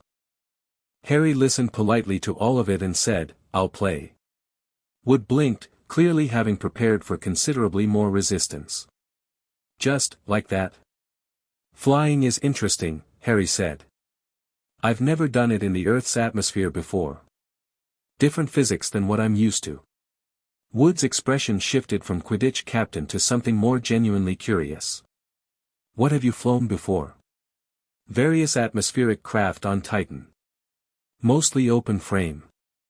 And zero-gravity maneuvering in orbital space, but that's categorically different." Harry paused. "The broom is going to be an adjustment. The responsive system seems to rely on pressure communication through the handle, which is a smaller data channel than I'm used to, but that's a calibration issue." Wood stared at him. Then he turned to Ron, who was sitting in the corner reading something and ostentatiously not looking invested in this conversation despite being clearly very invested. "Is he always like this?" Wood asked. "Pretty much," Ron said without looking up. "He's going to be brilliant," Wood said, with the fervent certainty of a man who has found his religion and its name is Quidditch. Harry showed up to the first practice session on Saturday morning and the broom, a Nimbus 2000, gleaming in the grey September light, that Hogwarts had somehow produced before the team's training budget was even formally allocated, courtesy of McGonagall's particular brand of practical favoritism, was indeed a calibration issue that lasted approximately 10 minutes. After that, it stopped being an issue. Harry flew the way he did most physical things, with the economy of someone who had been taught to understand the mechanics of a thing rather than memorize its motions, so that when the system was unfamiliar his adjustments were precise and fast. Wood watched him complete a circuit of the pitch at what later became known among the Gryffindor team as the Speed, and he sat down on his broom in mid-air and remained there for a moment processing. "Right," he said, to no one in particular. "Right, then." The team was extraordinary, the Weasley twins on beaters who clearly communicated in a private frequency that was half brotherly shorthand and half calculated chaos, two efficient chasers in Alicia Spinnet and Katie Bell, another in Angelina who Harry had already met, Wood himself in goal with the ferocious dedication of a keeper who treated every practice shot as a personal affront. They absorbed Harry into the team's rhythm with the pragmatic ease of athletes, which Harry appreciated. There was very little of the Harry Potter mythology in the air during practice, just a clean straightforward assessment of what he could do on a broom. He could, it turned out, do quite a lot. He found the snitch on his first try at 37 seconds, which he was informed afterward was a new practice record. He did it without particularly showing off, it was just that his spatial awareness was unusually good, the byproduct of years of training his perception to operate at multiple scales simultaneously, and the snitch's movement patterns were interesting to read. He caught it and came back to the group and found everyone looking at him. "That was," Alicia said, "actually kind of alarming." "In a good way?" Harry said. "In the best possible way," Wood said, with a quality of reverence in his voice. "Potter, if you play like that in the match against Slytherin, I will play like that," Harry said simply. George Weasley threw an arm around his shoulders. "I like this one," he said to Fred. "He knows he's good and he doesn't make a whole thing about it," Fred agreed. "That's very refreshing." "We've met people who know they're good and make a very big thing about it," George said. "Malfoy," they said together. Harry had encountered Draco Malfoy exactly once, at the Gringotts Bank in Diagon Alley, where the boy had looked at him with the precise calculation of someone performing social status mathematics in real time and had landed on the conclusion that Harry was a significant variable requiring either alliance or dismissal. Harry had been politely noncommittal, which had clearly frustrated him. On the Hogwarts Express, Malfoy had arrived at their compartment with two very large companions who looked like furniture that had been taught to frown, had delivered a short speech about the importance of choosing the right sort of friends, had looked at Ron, and had made a comment that was the kind of comment that certain kinds of people make when they want to see how much they can get away with. Harry had looked at him with the mild, steady attention he gave to things that interested him moderately. "I'll introduce you to someone who argues that wealth and bloodline-based hierarchies are inherently unstable because they create inefficiency in resource distribution," he'd said. "He's quite compelling. Though his proposed solutions are, well, we can argue about those later." Malfoy had left. The large furniture boys had followed, looking uncertain about what had just happened. "That was the most confusing rejection I've ever seen," Ron had said. "I wasn't rejecting him," Harry had said. "I was categorizing him. He's not actually uninteresting. He's just working from a very limited framework." Ron had thought about this. "Do you ever just dislike people normally?" "No," Harry had said honestly. "But I do decide some people's choices make them my problem, and I deal with that differently." The real shift in the castle's dynamic happened in the fourth week of term, on a Tuesday, because Tuesday was apparently the day the universe had scheduled its disruptions. Harry had been on his way back from the library, late, past curfew technically, though he found the concept of Hogwarts curfew academically interesting in the sense that the castle had made clear it would not be applied to him by the simple mechanism of all its doors remaining open and its ghosts declining to notice him, when he rounded a corner on the fourth floor and found 4 Slytherin third-years backing a first-year Gryffindor against the wall. The Gryffindor was Neville. Neville had his wand out but was holding it with the careful tentativeness of someone trying to look confident about an implement he did not entirely trust. The Slytherins had the specific energy of people who have done this before and expect it to work the same way it always has. Harry paused at the end of the corridor. Looked at the scene. Looked at Neville, who had not seen him yet, who was in the particular stance of someone who has already internally decided they are going to get hurt and is trying to manage how much. Something moved through Harry, clean and simple and completely without dramatic weight. Not anger, exactly. More like the recognition of a correction that needed making. He walked down the corridor and the sound of his footsteps made the 4 Slytherins look up. "Get out," Harry said. It was said without raising his voice. It was said in the same register he used to describe geological formations on Titan or explain stone resonance frequencies. Quiet. Completely even. And yet it had the quality that certain things have when they are very sure of themselves, the quality of a statement that doesn't feel the need to become a threat because it doesn't believe there's going to be disagreement. The Slytherins, third years, old enough to know Harry's name and young enough to have an inflated sense of their own threat capacity, looked at each other and then at him.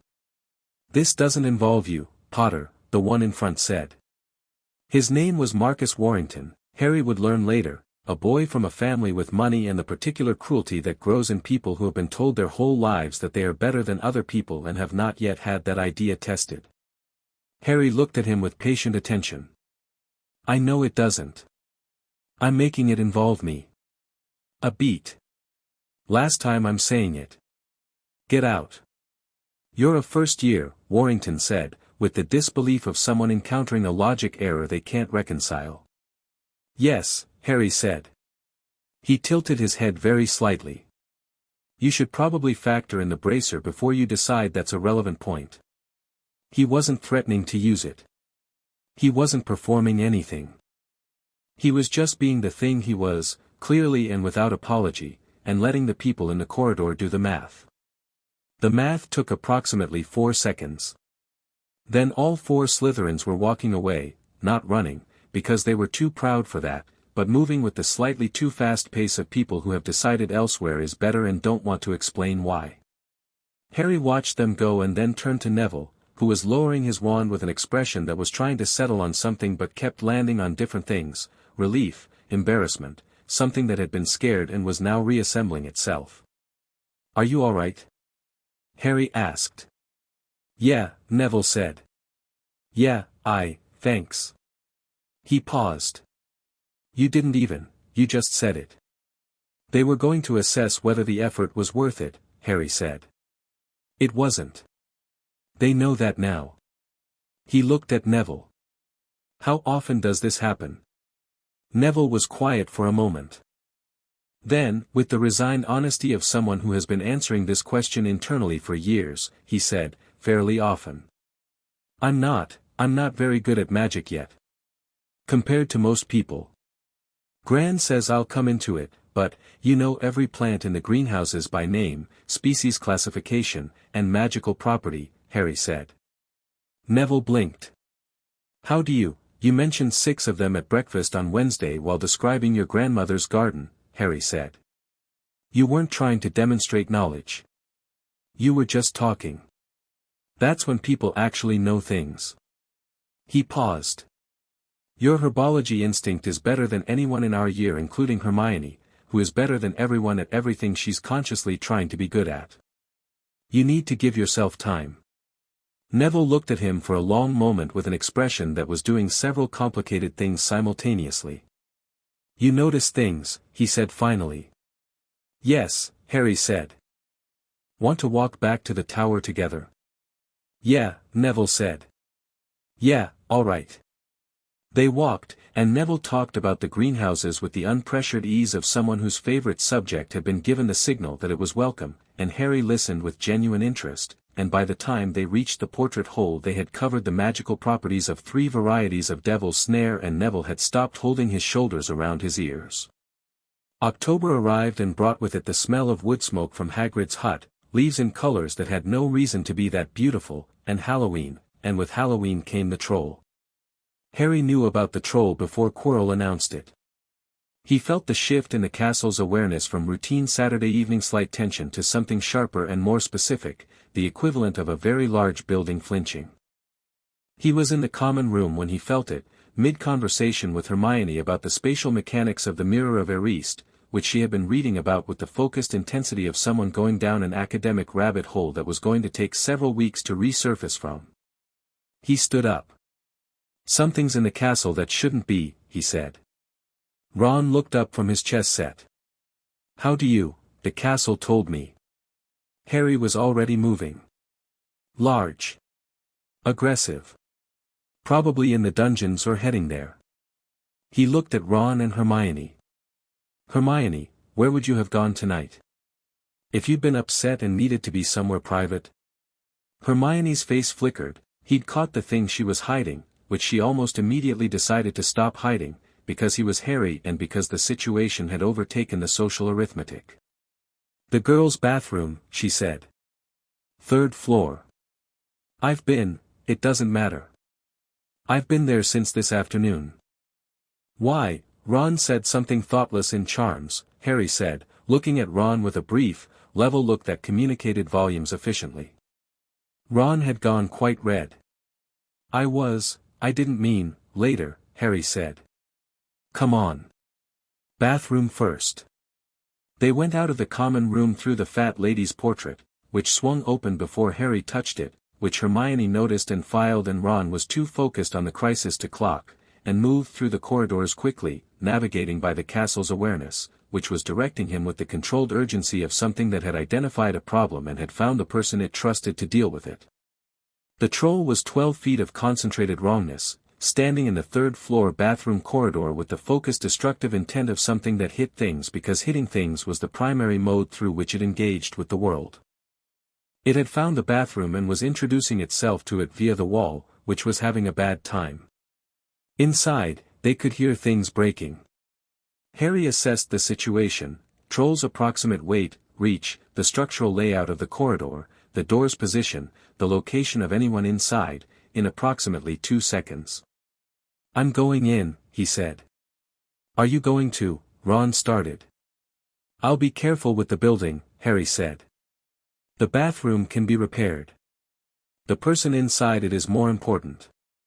He opened the door and walked into what had been a perfectly acceptable institutional bathroom 30 seconds ago and was now a significant reconstruction project. The troll turned to look at him with the slow, heavy attention of something that outweighed him by approximately 1,100 pounds. Harry looked at it with the patient interest he'd brought to most of the genuinely unusual things he'd encountered this term, which had been many. "Wingardium Leviosa," he said. The troll went up. Not just its club, the whole troll, all 12 feet and several hundred kilograms of it, lifting smoothly and completely and rising until it was pressed against the ceiling and its tiny eyes were very confused about what was currently happening to it. It made a sound that communicated strongly that this was not part of its understanding of how the world worked. Hermione was pressed against the far wall, wand drawn, in the stance of someone who had been trying to work out a solution and had not yet found one she liked. She looked at Harry. Then at the floating troll.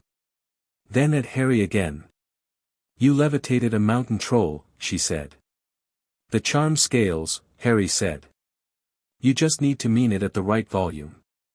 He looked at the troll, which was still very confused and starting to test the ceiling with its club in a half-hearted way. "Can you and Ron get out? I'll manage this." "How are you going to?" The troll chose this moment to swing its club with enough force to put a hole in the ceiling, which sent the castle's awareness through Harry with the particular sensation of a building objecting strongly to structural damage. Harry set the troll back down in the bathroom, locked it in with a seal across the door that used about a tenth of his capacity and would take significantly more than a troll to break, and then stood in the corridor while the sound of confused, very contained troll filtered through the stone. Ron was in the corridor with his wand out and an expression of complete electric focus, the expression of someone who has been present at something remarkable and whose system is still fully activated. The teachers will be here shortly," Harry said. The castle flagged them. He looked at Hermione. "Are you all right?" Hermione was still doing the recalibration that had started in the bathroom. She had a small cut on her hand from something that had shattered, and her hair was even more chaotic than usual, and her eyes were very bright. "I'm fine," she said. Then, after a pause, and with the quality of someone saying something they hadn't planned to say, "Thank you. Both of you." A look at Ron. "I know you came to find me. Not just because of the troll." Ron rubbed the back of his neck. "I said something stupid in charms," he said, with the directness of someone who has had approximately 4 minutes to think about it and has arrived at the conclusion that this is not the moment for hedging. "I'm sorry. I'm actually sorry, not just sorry because we're in a crisis sorry." Hermione looked at him for a moment. Then something in her face shifted from the careful managed arrangement she'd been wearing since September, the face of someone performing competence as armor, to something more open and considerably more real. "Okay," she said. "Just okay." Harry had a feeling he'd heard that word, with exactly that quality of agreement and decision, before. McGonagall arrived with Snape and Quirrell 60 seconds later and found 3 first-years standing in a corridor outside a sealed bathroom containing one very bewildered troll, and arranged their faces into varying expressions of professional authority, and Harry watched Quirrell's doubled presence flicker at the edges with something that was considerably more alert than it had been before the evening's events, calculating, measuring, filing information it found interesting.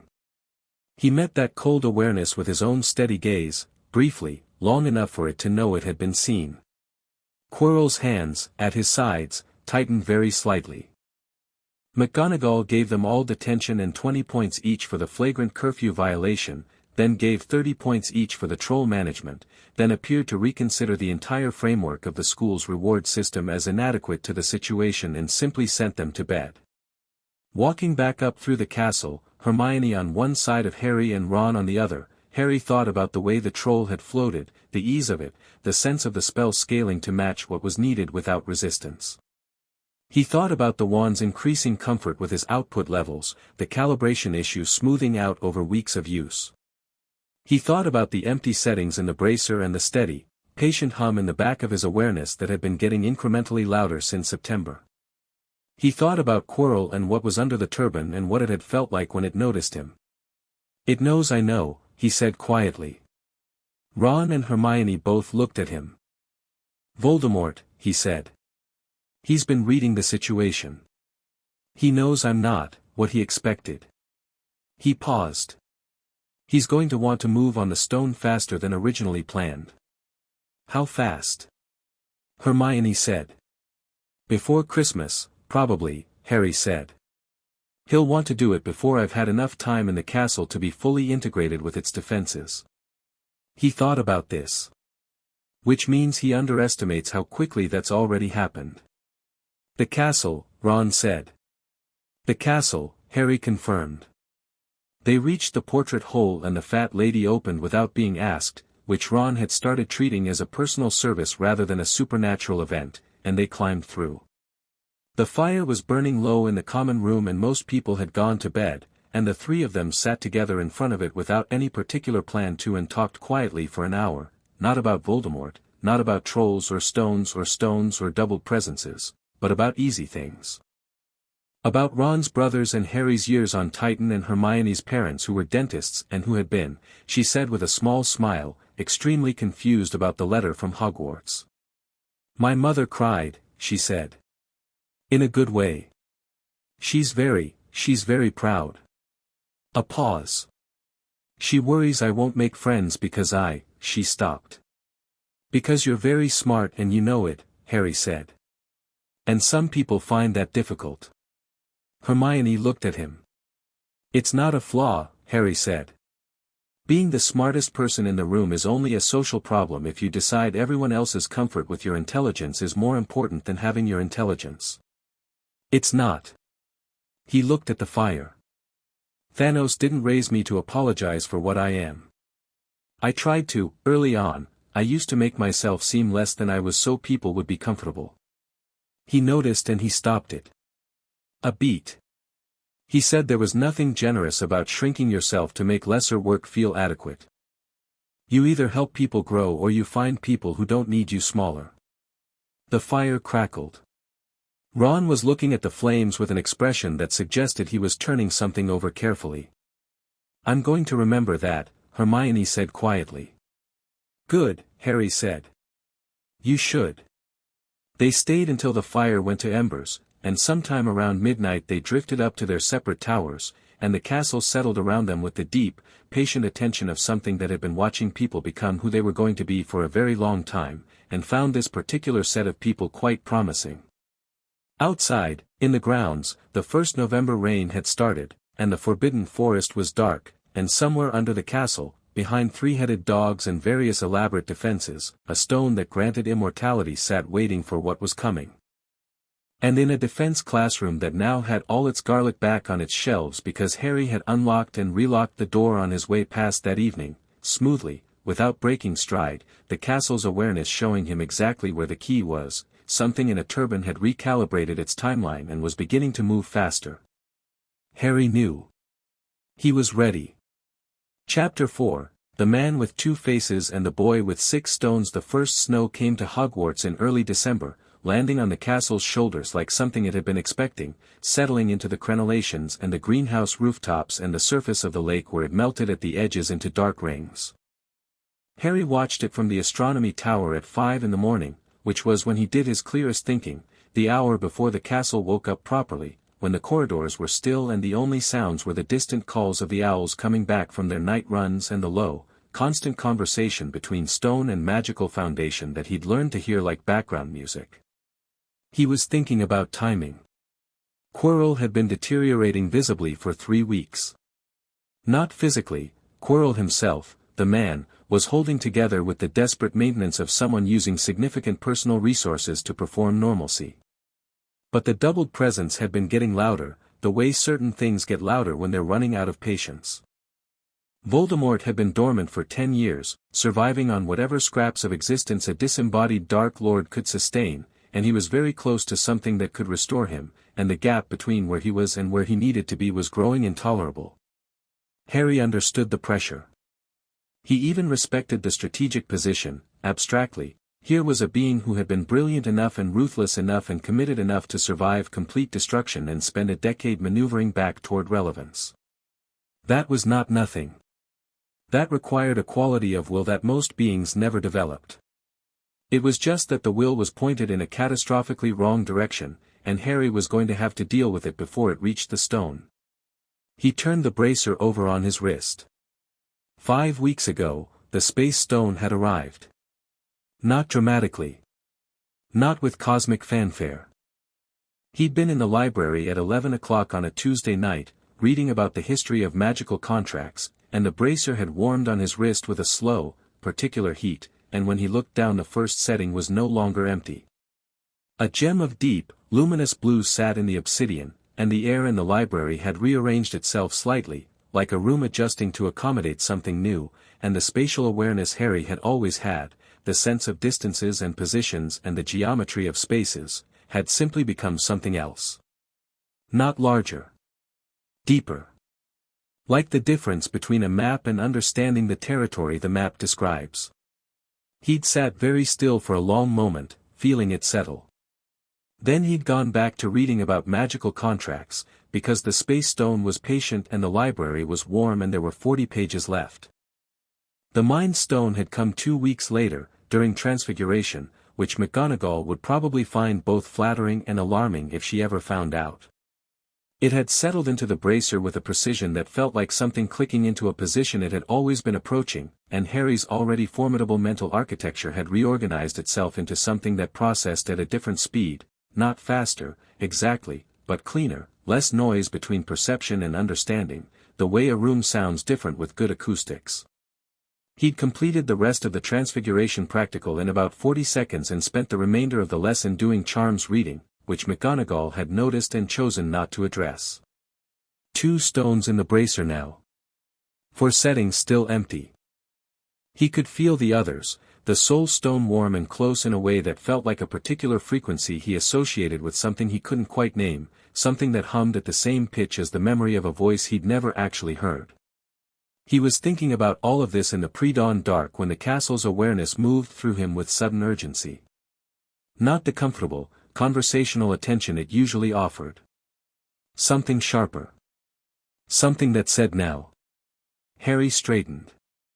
He stood for a moment, and through the space stone's settled presence he felt the geometry of the castle, every corridor, every room, every occupied space, with a clarity that made the old talent look like squinting.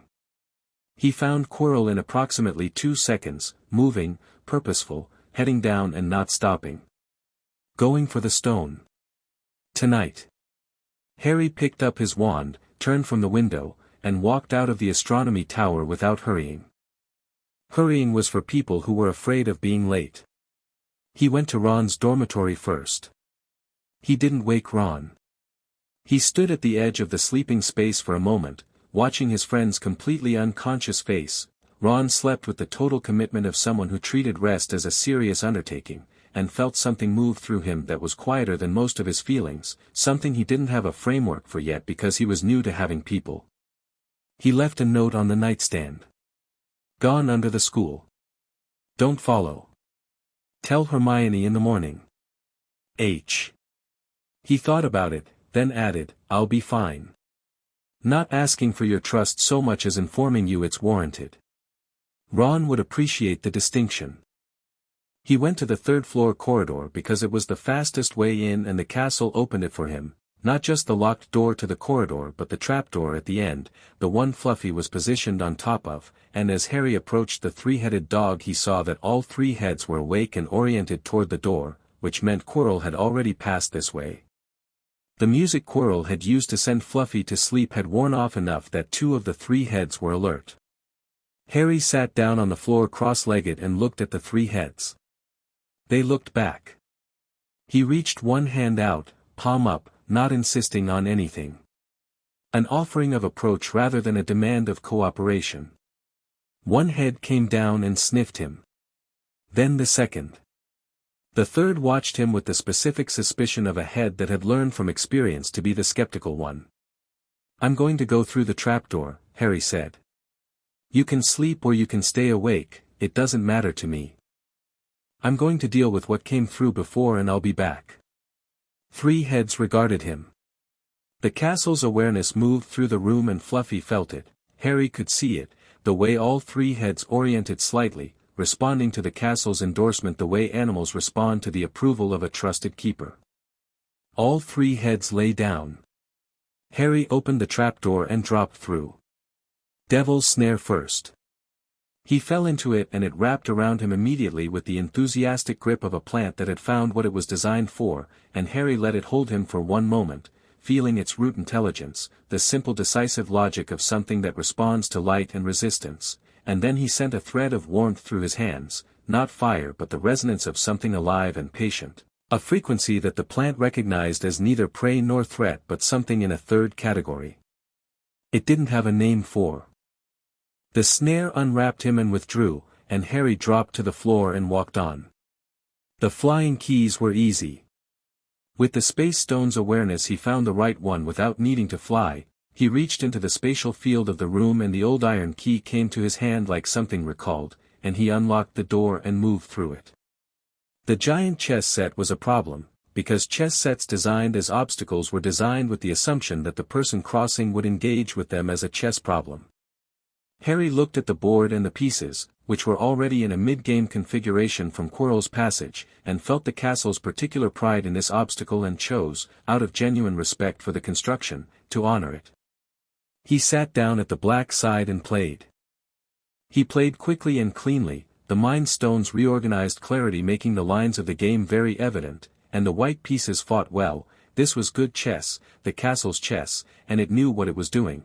But Harry played through it in 9 minutes and the white king tipped over with a resonant crash and the door on the far side of the board opened.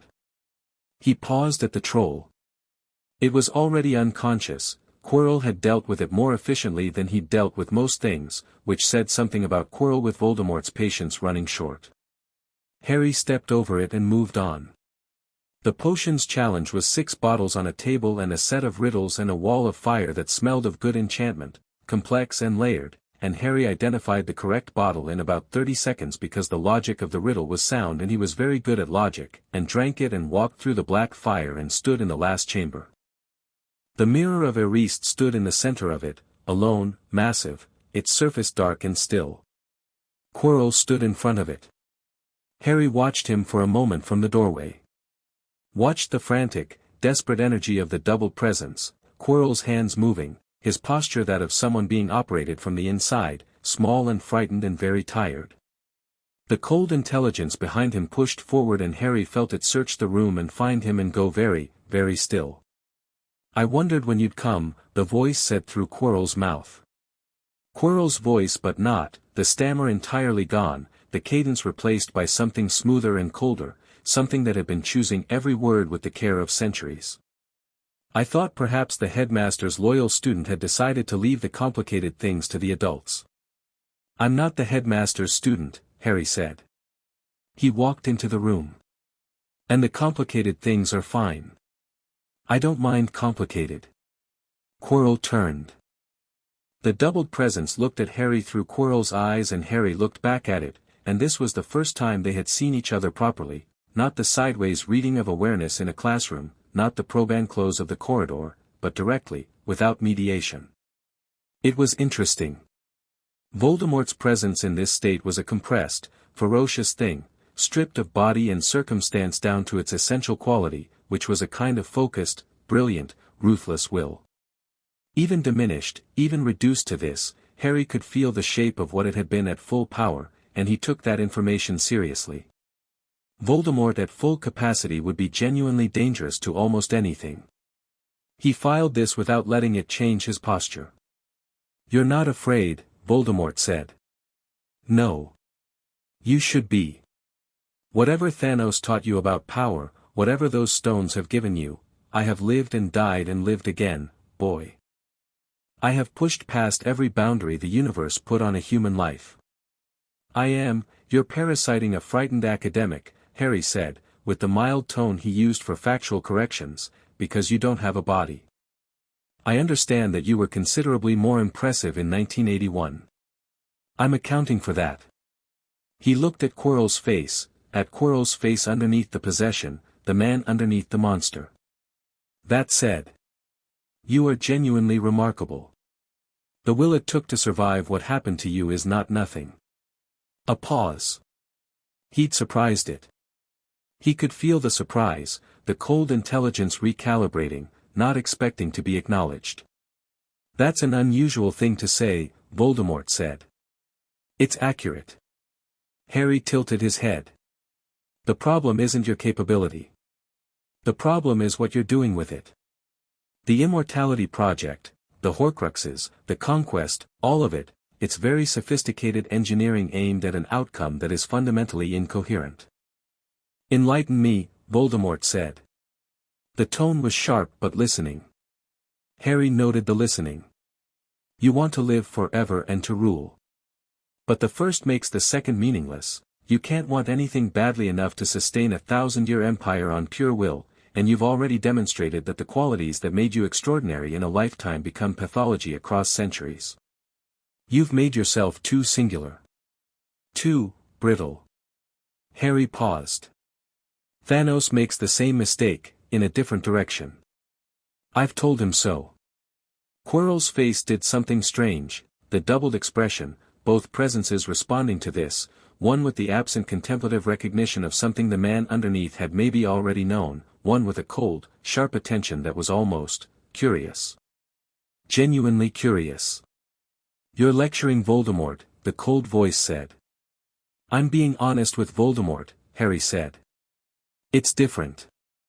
He glanced at the mirror. "You can't get the stone from the mirror. It won't give it to you. Dumbledore's enchantment specifically prevents anyone who wants to use it from getting it." "Then I'll take it from you," Voldemort said.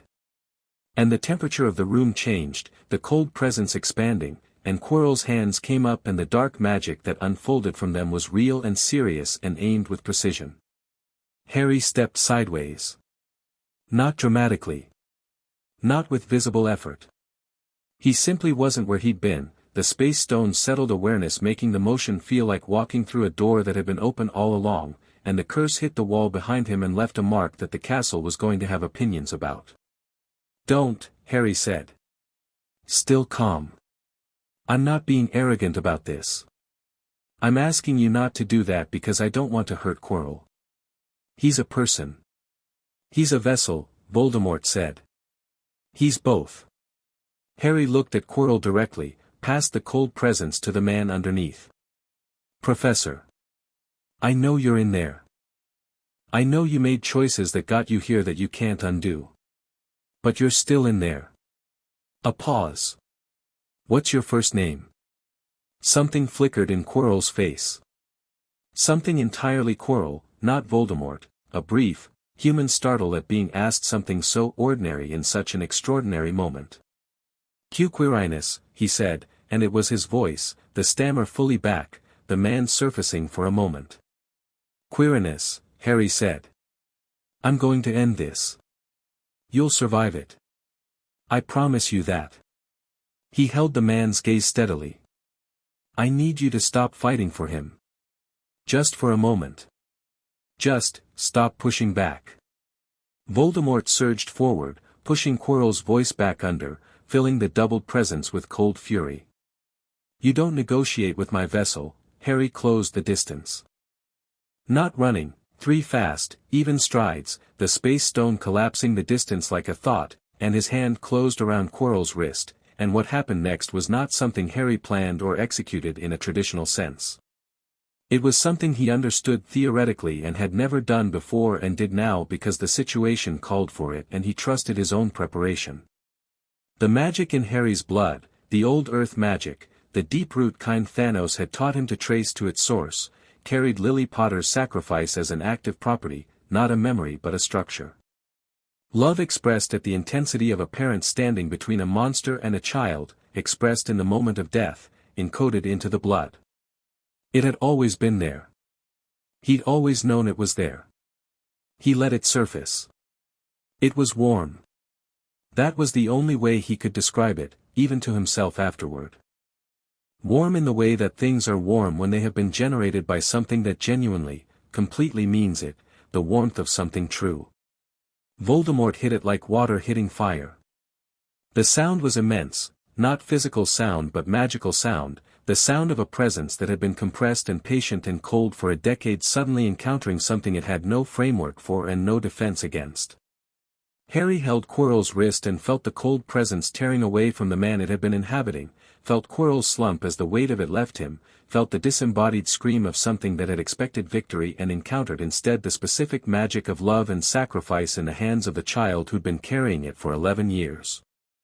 The scream moved through the room and through Harry, and then it was gone, not destroyed, not finished, scattered, separated from this body and this place and the stone that could have restored it. Harry caught Quirrell as he fell.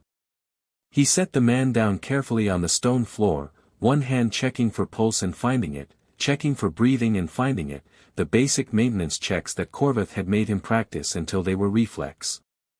Quirrell was alive. Unconscious, pale, with the hollowed look of someone whose system had been carrying a passenger for too long and was now having to remember how to run alone. But alive. "You'll be all right," Harry told him quietly.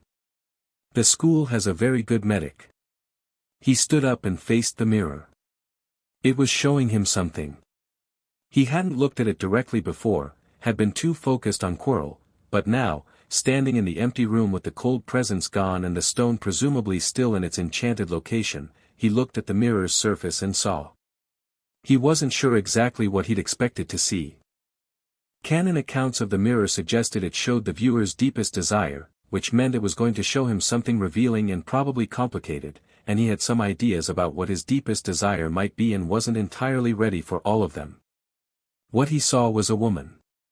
Dark-haired, green-eyed, his eyes, exactly, in a face that was warm and laughing, and she was looking at him with an expression that was not longing or grief but something more immediate, something that had always been present even when he hadn't known it was, and she put her hand on the mirror's glass from the inside and the scar on Harry's forehead pulsed with a slow, golden light.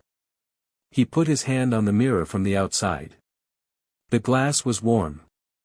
"Hi, Mum," he said. The mirror image smiled. No sound. No words. Just the smile and the warmth of the glass and the pulse of old magic being recognized, the soul stone's frequency in the back of his awareness going very quiet and very complete, like a chord finally resolving. He stood there for 2 minutes. 3.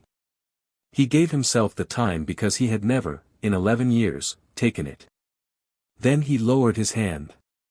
The mirror's surface went still. In his chest, something had settled, not the absence of longing, but the transformation of it. Grief converted into foundation, the way certain things are after the right moment. He'd carry it differently now. He turned to the mirror and said, "The stone, please." The stone dropped into his palm. Small, smooth, dark red. He felt its enchantment, the flammel work, centuries of precise alchemy condensed into something that sat in his hand like a warm coal. He held it for a moment, feeling it. Then he looked at the mirror. "Can you send it somewhere it can't be taken?" he asked. Because the mirror was enchanted intelligence and he had the sense that its scope was larger than people gave it credit for.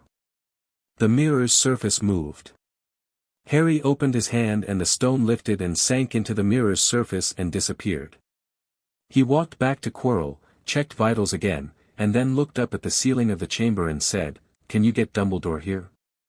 The castle obliged. Dumbledore arrived 12 minutes later, slightly flushed from moving quickly through the castle, and found Harry Potter sitting on the floor next to an unconscious Quirinus Quirrell in the mirror's chamber with his arms resting on his knees and the calm, attentive expression of someone waiting for a conversation to start. He looked around the room. He looked at Quirrell. He looked at the mirror, which showed him something in its depths that made him pause for a longer moment than most things made him pause. He looked at Harry. "Voldemort," he said. "Gone from this location," Harry said. "Not destroyed. Scattered. He'll find another way to reconstitute, but not this year and not easily." He paused. "Quirrell needs the hospital wing. He's stable but he's been under significant strain." Dumbledore looked at the man on the floor with an expression that Harry read as complicated, guilt and relief and the specific grief of someone who has made a mistake and knows exactly when they made it and what a different choice would have cost. "You separated them," he said. "The magic in my blood made it possible," Harry said. "Mum's sacrifice. It's still active. He looked at his hand. I didn't know it would work that way. I understood the theory. The practical, he paused, was different. It was warmer than I expected. Dumbledore sat down. Not in a chair, there were no chairs, but on the floor, which was so unexpected an action from Albus Dumbledore that Harry blinked. The old man sat cross-legged on the stone floor and looked at Harry with an expression from which all the professional architecture had been, very deliberately, removed. "Tell me about the mirror," he said quietly. "It showed me my mother," Harry said. Simply, directly. "And then I asked it to hide the stone somewhere it couldn't be taken, and it did." He met Dumbledore's eyes. "I didn't think about using it. It didn't occur to me to want the stone for myself." "Why not?" "Because I don't need to live forever," Harry said. "I need to live well. Those are entirely different projects." The old man was quiet for a long moment. His half-moon spectacles caught the light and his eyes behind them were doing something Harry had never seen them do before, something that was genuinely, simply moved. Not strategically open, not calculating, not the managed warmth of someone who had decided to present as trustworthy. Actually moved. "You're 11 years old," Dumbledore said. "You keep noting that," Harry said. "I wonder if it's doing the work you want it to." Dumbledore surprised him. He laughed, a real laugh, brief and genuine, that reorganized his face into something younger. "No," he said. "No, I don't suppose it is." He looked at Quirrell. "I didn't know about queerness. I suspected, but I didn't. I thought the protections were enough." "They were good protections," Harry said. "The Devil's Snare was beautiful. The chess set was excellent. The potions riddle was elegant. You should feel good about the construction." He paused. "The problem wasn't the protections. The problem was that you were protecting against someone coming from outside when the threat was already inside." "Yes," Dumbledore said quietly. "That is frequently the problem." Harry thought he probably meant something larger than Quirrell, and let the larger meaning sit. "The stone is safe," Harry said. "The mirror has it somewhere I can't locate, which means no one can locate it with conventional methods, and I suspect the mirror's enchantment specifically resists unconventional ones." He looked at the mirror. "You might want to talk to Nicholas Flamel about making alternate arrangements. The stone served its purpose and he's old enough to be ready, I think, if he's being honest with himself." Dumbledore looked at him for a long time. "You've thought about all of this?" "I've been thinking about it since October," Harry said. "I had time." "And yet you waited." "Strategic patience," Harry said. Thanos's phrase. "I wanted to understand the full situation before I acted. I wanted Voldemort to commit to his move so I could see the full shape of it." He paused. "Also, I knew Quirrell wouldn't move before Christmas and I didn't want to disrupt the term." "You didn't want to disrupt the term," Dumbledore repeated. "People were learning things," Harry said. "Ron's getting significantly better at chess. Hermione's transfiguration is extraordinary. Neville performed a successful accio last week, quietly, when he thought no one was looking, but the book definitely moved. These things matter." He looked at Dumbledore with the direct steadiness that he'd brought to every conversation with the man since September. "The war is real and it's coming and I'll be ready for it. But it's not the only thing that's real." Dumbledore was quiet for a very long time after that. Then he said, "I owe you an apology." Harry waited. "The plans I made for you," Dumbledore said, "were made out of genuine care for this world and genuine belief in what needed to happen. But they treated you as a function. As a role to be filled. I told myself the care was for Harry Potter, but," he stopped. "I think the care was for the Harry Potter the prophecy described. The one I needed." He looked at Harry. "I didn't account for the possibility of someone who was entirely themselves." Harry let this sit for a moment because it deserved to. Then he said, "I know. And I know it wasn't malicious. But I want you to understand, I'm going to deal with Voldemort when the time comes. I'm going to protect this world. Not because the prophecy tells me to and not because you need me to. He paused. Because Ron Weasley told me a story about his family on the train to Hogwarts and I decided they were worth protecting before I even got to the station. Because Hermione Granger asks questions that I hadn't thought to ask. Because Neville Longbottom moves his shoulders differently when someone acts like he's worth something. His voice was steady and warm. Because this place is real and the people in it are real and I have chosen them. That's the whole reason. Dumbledore looked at him with those ancient blue eyes, and something in them that had been held carefully managed for a very long time let go of itself, just slightly. Yes, the old man said. I believe you. Good, Harry said.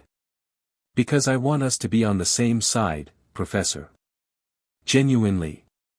Not me working to your plan and not you adjusting to work around mine.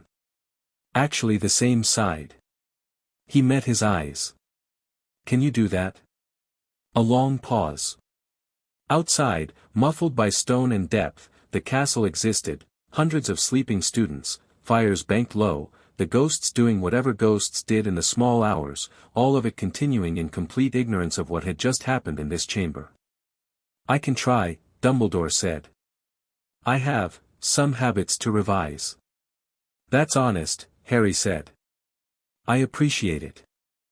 He stood, and Dumbledore stood, and between them Quirinus Quirrell breathed steadily in his unconsciousness, and the mirror of Eriste stood still and opaque and quiet, its stone somewhere the world couldn't find it.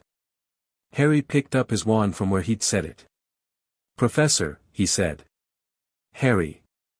You should know, the next time Voldemort reconstitutes, it'll be more serious than this. He'll have a body. He'll have had time to think about what happened here and to think about me. Harry turned the wand over in his fingers. He's intelligent. He'll adapt. The next engagement will be different. I know, Dumbledore said. We should plan for that together, Harry said. All of us. You, me, the people I trust. Not me being briefed on what to do. Together. Planning. He looked at the old man. Can you manage that too? Dumbledore considered it with the seriousness it deserved. That, he said, will require rather more habit revision. But yes. I believe I can manage it. Harry nodded. Good. He walked to the chamber door and paused. The stone corridors stretched back up through the school's elaborate obstacle course, and beyond that the sleeping castle and the December dark. The space stone and the mind stone are settled, Harry said, without turning. The others are coming. I thought you should know. He heard Dumbledore's breath catch, very quietly. All 6. Dumbledore said. Eventually, Harry said. I'm not rushing them. They come when they're ready. He started walking. They always know when the time's right. He climbed back through the obstacles, which let him pass without incident, the castle endorsing his return with the cooperative magic of something that knew the nature of the person moving through it, and emerged from the trapdoor onto the third-floor corridor and walked up through the quiet castle toward Gryffindor Tower. He was not tired. He was the particular kind of awake that comes after something real, when the body and mind have been used for what they were built for and the hum of it is still present, comfortable as a heartbeat. He reached the portrait hole. The fat lady was awake and looking at him with an expression that combined resignation and a certain reluctant respect. At this hour, she said. At this hour, Harry agreed. Did you? She stopped herself. Looked at him. You're all right. Yes. She said, which communicated a considerable amount, and swung open. He climbed through into the common room and found, as he had not expected and probably should have, Ron and Hermione both awake, sitting in the corner chairs by the near-dead fire. Ron had his chess set in his lap and had apparently been playing himself, which explained the slightly unhinged quality of the mid-game positions. Hermione had a book open that she had clearly not been reading. They looked at him. He looked at them. I left a note, he said. Don't follow, Ron quoted. Tell Hermione in the morning. He looked at Harry with the steady brown eyes that missed less than most people thought they did. It's 4 in the morning, mate. Morning, Harry said. Harry, Hermione said, carefully. Are you? I'm fine, he said. He went to the third chair and sat down, and the fire, very low, sent a little warmth. It's done. Quirrell's in the hospital wing, probably. Voldemort scattered, not gone, but gone from here. The stone is hidden. He paused. I saw my mum. Silence. Ron had gone very still. Hermione had her hands wrapped around a cold cup of tea and was looking at him with the particular quality of attention she gave to things she understood were important and fragile simultaneously. In the mirror, Harry said. Erased. It shows you, your deepest desire, Hermione said softly. Yes. He looked at the fire. She was exactly what I'd have imagined her to be. Which is either the mirror being accurate or my subconscious being precise. Either way. He was quiet for a moment. I put my hand on the glass and she put her hand on the glass and I said hello. He looked up. It was good. It was a good thing. Ron was looking at him with an expression that was completely open, no performance, no managed reaction. Just a boy sitting with his friend at 4 in the morning, holding the full weight of what the friend had just said, present with it. I'm glad you saw her, Ron said. Yeah, Harry said. Me too. They sat together for a while after that, the fire quietly going from ember to dark, and nobody said anything much because nothing much needed saying, and the castle breathed around them in the December cold, and outside the first snow was still on the ground, pale and undisturbed in the pre-dawn dark, and somewhere under the school a mirror stood in an empty chamber, holding its secret and keeping its promise. Harry turned the bracer over on his wrist. 2 stones settled and bright. 4 settings empty and patient. He could wait. He was very good at waiting. Chapter 5, What Dumbledore Built and What Harry Broke. The hospital wing smelled of dittany and something floral that Madame Pomfrey used in the cleaning charms, and it was very quiet at 7 in the morning when Harry came to check on Quirrell. He hadn't slept. He'd sat with Ron and Hermione until the fire went completely cold and they'd both drifted off in their chairs, and he'd covered them with the blankets from the back of the sofa and then gone up to his dormitory and lain on his bed looking at the ceiling until the grey December light started coming through the window and decided that sleep was not the project for today.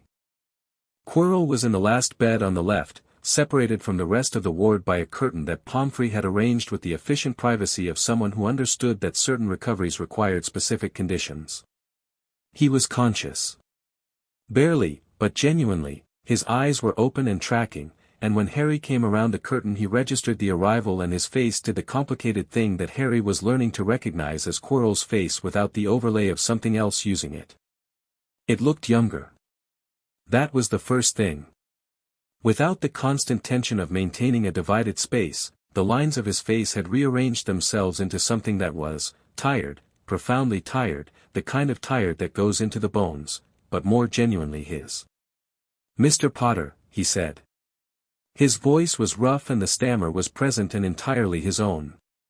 How do you feel? Harry said. Quirrell considered this with the careful attention of someone taking a genuine inventory. Like as something very large has been removed, he said. Like a tooth you've had so long you forgot it wasn't supposed to be there. He paused. Is he gone from you? Harry said. Scattered.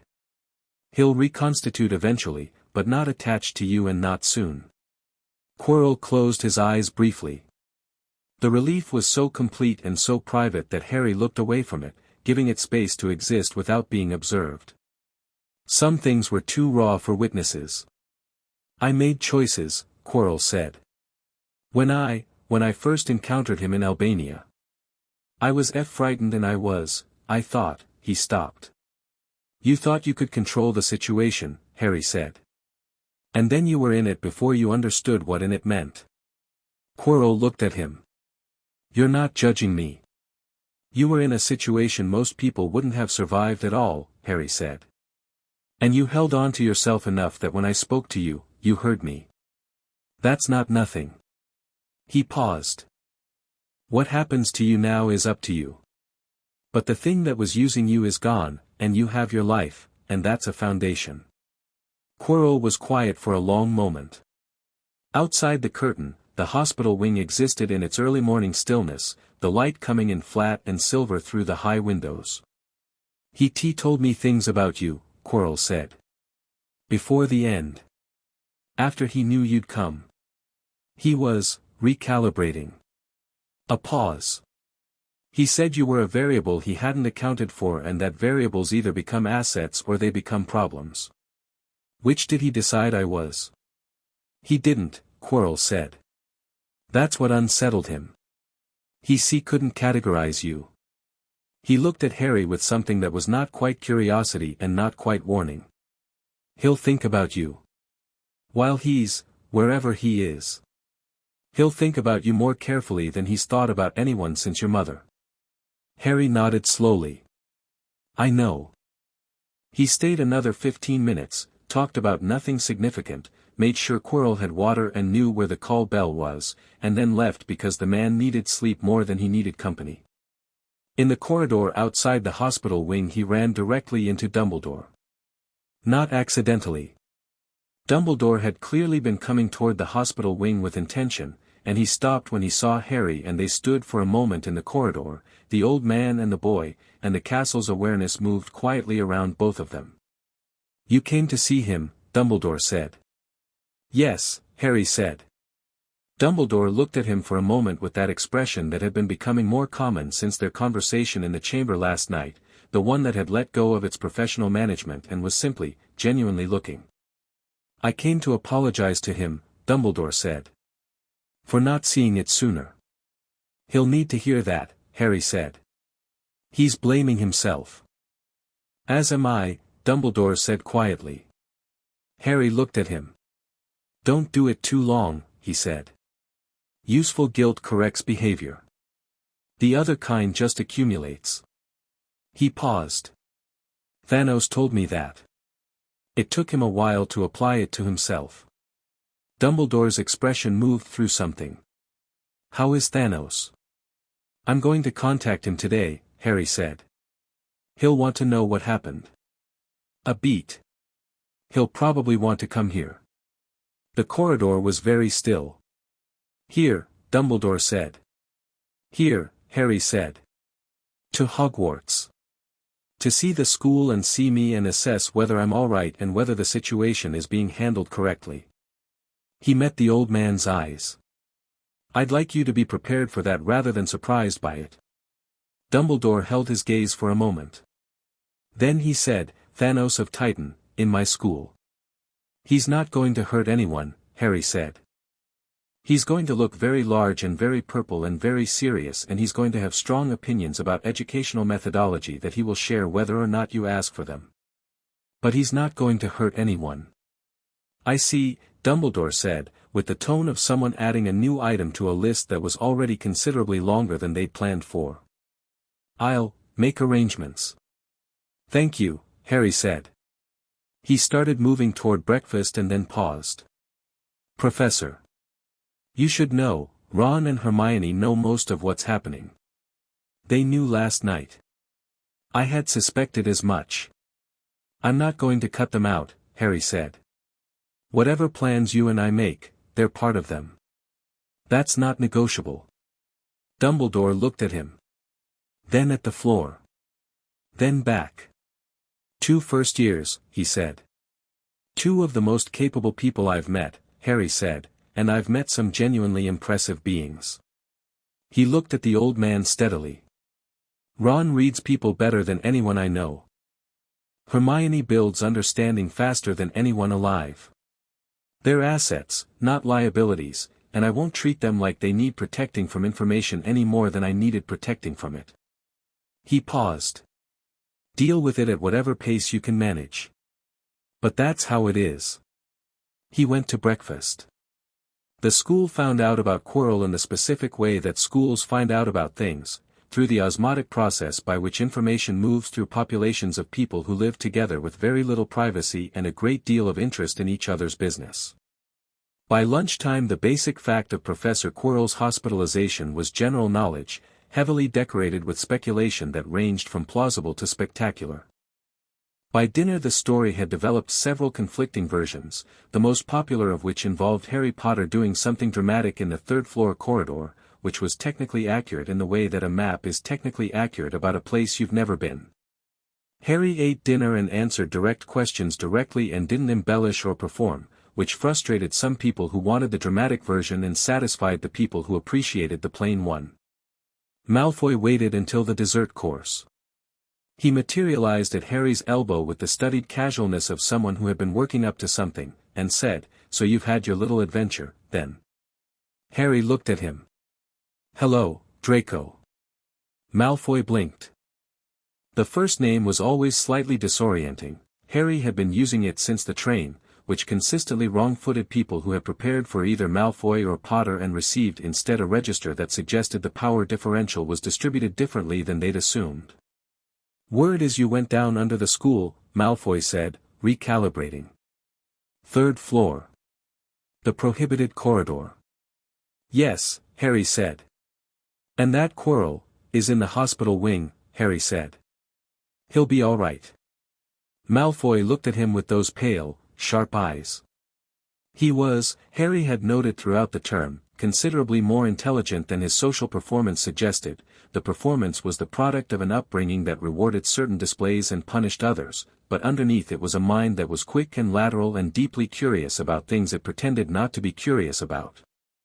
He was also, which Harry found interesting, more afraid than he appeared. The fear wasn't of Harry specifically. It was of the general shape of a world where the certainties he'd been handed were proving less certain. "What happened down there?" Malfoy said, and for once the performance was completely absent, and it was just a boy at a dinner table asking a real question. Harry looked at him for a moment. "Something that needed handling was handled," he said. "That's the honest version. The details are more complicated than dinner allows." He paused. "Why do you want to know?" Malfoy opened his mouth, closed it, opened it again. Several social calculation frameworks visibly competed for control of his face and then something simpler won. "My father says Voldemort is coming back," he said quietly. "Has been saying it since before I started school. That we should be ready." His jaw was set. "I don't know what ready means." "I don't think he does either." Harry set down his fork. "Your father isn't wrong about the return," he said. "He's probably wrong about what it means for your family specifically." He looked at Malfoy steadily. "Ready doesn't mean what he's telling you it means." "Then what does it mean?" "We'll have that conversation properly sometime," Harry said. "Not at dinner. Not as a performance." He looked at Malfoy with the direct, uncalculated attention he gave to things he took seriously. "You're not obligated to be what your father tells you to be, Draco. That's the version of ready that matters." Malfoy stared at him. The pale eyes were doing something complicated. Then the performance reassembled itself, not quite as smoothly as usual, like a coat put on in a hurry, and he straightened and said, "Right," in a voice that was trying for dismissive and didn't quite make it. He walked back to the Slytherin table. Ron watched him go. "That was," he said, "not what I expected from a conversation with Malfoy." "He's not what people expect," Harry said. "Including himself, right now." Hermione was looking at Harry with the expression she got when she was running several things in parallel and one of them had just produced a result she found significant. "You're going to try to pull him to the right side eventually," she said. "Aren't you?" "I'm going to give him the option," Harry said. "What he does with it is his." "His father is a problem for later," Harry said. "Draco is a problem for now, and a soluble one, if we're patient about it." Hermione made a face that indicated she had 7 concerns about this timeline but respected his general approach. Ron made a face that indicated he was reserving judgment but was prepared to be convinced. Harry ate his pudding. He sent the communication to Thanos that evening from the astronomy tower, using the array Thanos had modified to work within Earth's atmosphere, a compact device that looked superficially like a very technical compass and operated on frequencies that had nothing to do with magnetism. He typed the summary quickly and sent it, and then stood looking at the stars, which were very clear in the cold December night, and waited. The response came in 4 minutes, which meant Thanos had been monitoring closely. Confirm, Voldemort is separated from the vessel and scattered. Not destroyed. Confirmed, Harry sent back. The stone. Hidden. Safe. Not accessible. A pause longer than the previous ones. You saw the mirror. Yes. Another pause. Are you well? Harry looked at the message for a moment. The phrasing, not a question mark, not a clinical status inquiry. Are you well? The specific phrasing that Thanos used when he meant something more than health. Yes, Harry sent. I'm actually well. Not performing it. Good. A beat. I'm coming. I know. Dumbledore is prepared. Mostly. The old man will manage. He's better than I initially gave him credit for. He's revising his approach. He kept you in a cupboard for 5 years. He made a flawed decision with the information he had, and he's accountable for it.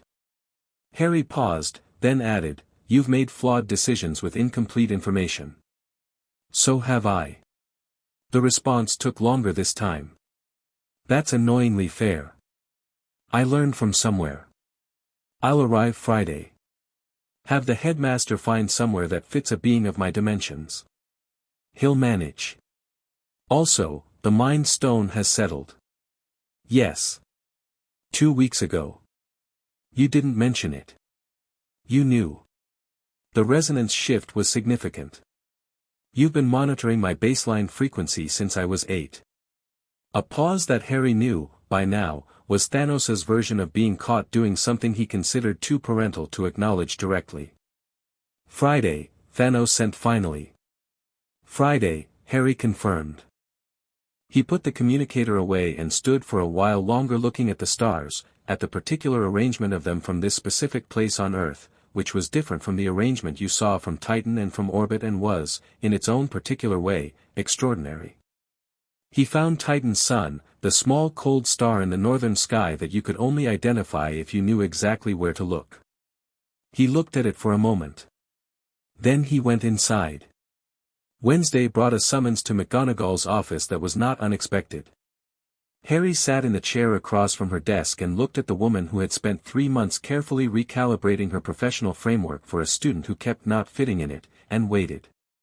McGonagall, to her very great credit, opened with, You performed magic well above a first-year level in the course of last night's events. Yes, Harry said. Involving infinity stones. 2 of them, marginally. The primary work was done with my own magic and the properties of my blood. McGonagall set down her quill with a deliberateness that indicated she had a great deal she wanted to say and was choosing carefully. I am your head of house, she said. Which means that whatever Dumbledore does or doesn't know, whatever plans are being made at the administrative level, you are my direct responsibility. She looked at him. I want to be useful to you. In a practical sense. Not as a constraint but as a resource. Harry looked at her. He had a great deal of respect for Minerva McGonagall, had had it since the first lesson, and it had grown steadily through a term of watching her teach with the no-nonsense precision of someone who considered excellence a courtesy you owed to your students. She was also, he had noted, the person in the school who was most consistently honest with herself about the gap between what she wanted to be true and what actually was. What changed your approach? He asked. She picked up the quill again, turned it over. Dumbledore told me about the chamber. About what you said to him. A pause. About what you said regarding Mr. Weasley and Miss Granger and Mr. Longbottom. She looked at him with those sharp eyes. I have been teaching for a long time, Mr. Potter. Long enough to know that the students who say things like that, who notice their classmates that specifically, that quietly, without being asked, are usually the ones worth paying attention to for the right reasons. And before, you were paying attention for the wrong ones, Harry said. I was managing a variable, she said. Yes. A beat. I'd rather not manage you. I'd rather teach you. Harry thought about this. In that case, he said, I'd like access to the 7th floor theory library. The restricted section doesn't have what I need for the transfiguration work I want to do over Christmas break, and the standard Hogwarts collection is good but about 50 years behind current theoretical development. McGonagall blinked. The 7th floor library is for 6th and 7th years, I'm aware, Harry said pleasantly. You said resource, not convenience. She looked at him for a moment with an expression that was fighting between amusement and professional dignity. Professional dignity lost. I'll arrange access, she said. On the condition that you tell me what you're researching so I can ensure the theoretical work is sound. Agreed, Harry said. I'm looking at the intersection of transfiguration theory and spatial mechanics. Specifically, what happens to an object's intrinsic properties when its physical form is altered and then the spatial field around it is manipulated simultaneously. Standard transfiguration treats form and space as sequential operations. I think they're concurrent. McGonagall had gone very still. That, she said carefully, is the hypothesis of a theoretical paper I read in 1971 that was considered unresolvable without access to spatial manipulation at a level known practitioner. She stopped. Looked at the bracer. Back at Harry. You're going to resolve it. I think so, Harry said. Over Christmas. If the library access works out. She looked at him for another long moment.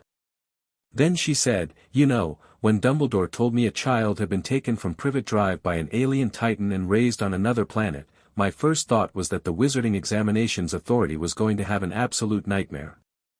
Harry grinned. They might.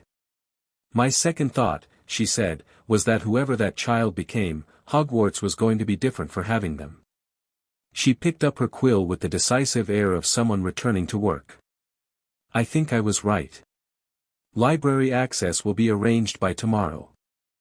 Now, is there anything else? One thing, Harry said. Neville Longbottom should be in the advanced herbology practical. He's been doing the standard coursework at about half his actual capacity because no one's told him otherwise. McGonagall's expression did the thing it did when she encountered information she should have had sooner. I see. He needs to know he's good, Harry said. Not reassured. Actually shown, through being given work that matches his level. There's a difference. He paused. You know there's a difference. Yes, she said quietly. I know there's a difference. He left her office and the portrait outside, a medieval wizard who had apparently been listening, leaned out of his frame and said to no one in particular, that was not a normal first year.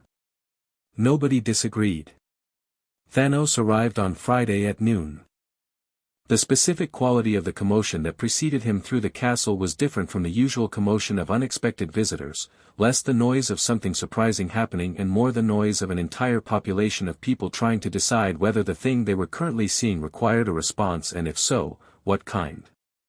The initial sighting was from the astronomy tower, where two fifth-year Ravenclaws were eating lunch and having an argument about arithmancy and then were not, because something very large and very purple was walking across the school grounds with the deliberate, unhurried pace of a being who went where it intended to go and considered the concept of being stopped largely theoretical. By the time Thanos reached the castle doors, the number of students at windows and in doorways represented a significant proportion of Hogwarts' total enrollment. Harry met him in the entrance hall. He'd been waiting there for 10 minutes, leaning against the wall with his arms crossed and his expression the easy, comfortable one that he didn't perform for anyone, the expression that existed when he was somewhere he was sure of, with someone he trusted. When the doors opened and the cold December air came through ahead of the enormous presence filling the doorway, Harry pushed off the wall and said, "You took the scenic route." "The grounds are interesting," Thanos said. His voice in an enclosed space was a different proposition from his voice in the open air, and it did something to the acoustics of the entrance hall that made several nearby portraits grip their frame edges. The castle has a geological character unlike anything I've encountered on Earth. The magical saturation in the stone is deep enough to register on standard resonance instruments. Approximately 1,000 years of continuous habitation by practitioners, Harry said. The magic and the architecture have been growing together the whole time. He looked up, the full distance, the distance he'd been looking up since he was 5, and felt the particular comfort of it.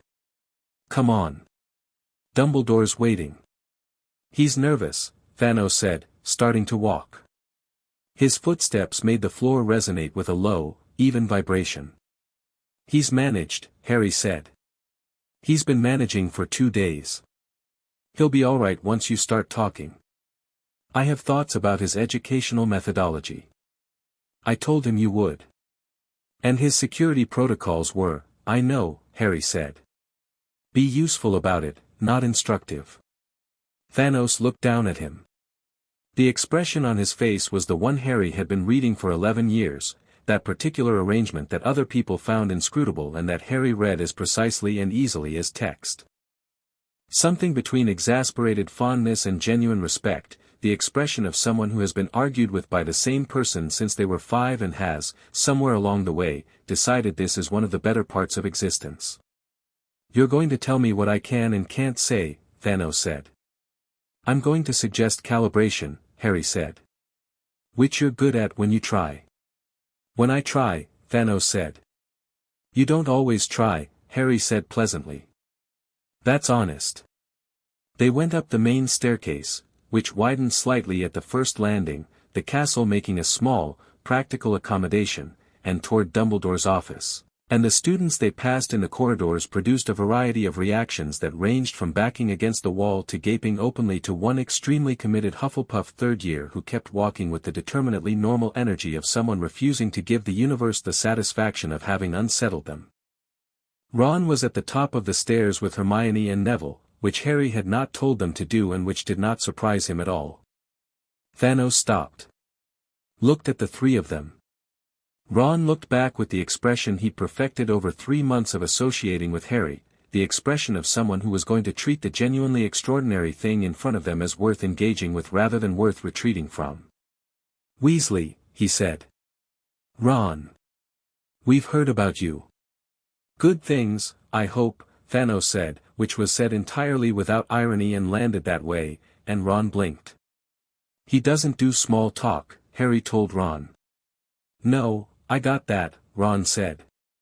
What he means, Hermione said, stepping forward with the particular confidence of someone who has been preparing for this moment since finding out it was coming and has extensive notes, is that he's heard genuinely good things.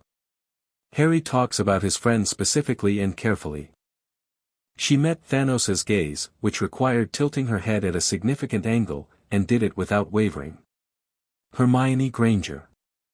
The theoretical intersection work Harry mentioned in his last communication, I've been contributing.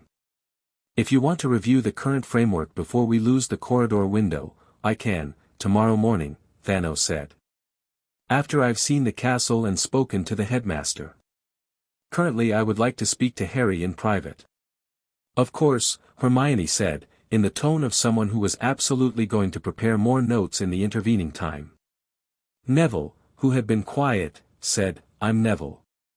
He said it the way he said things when he was deciding not to be small about himself, not loudly, but firmly, with the particular weight of someone planting a flag. Thanos looked at him.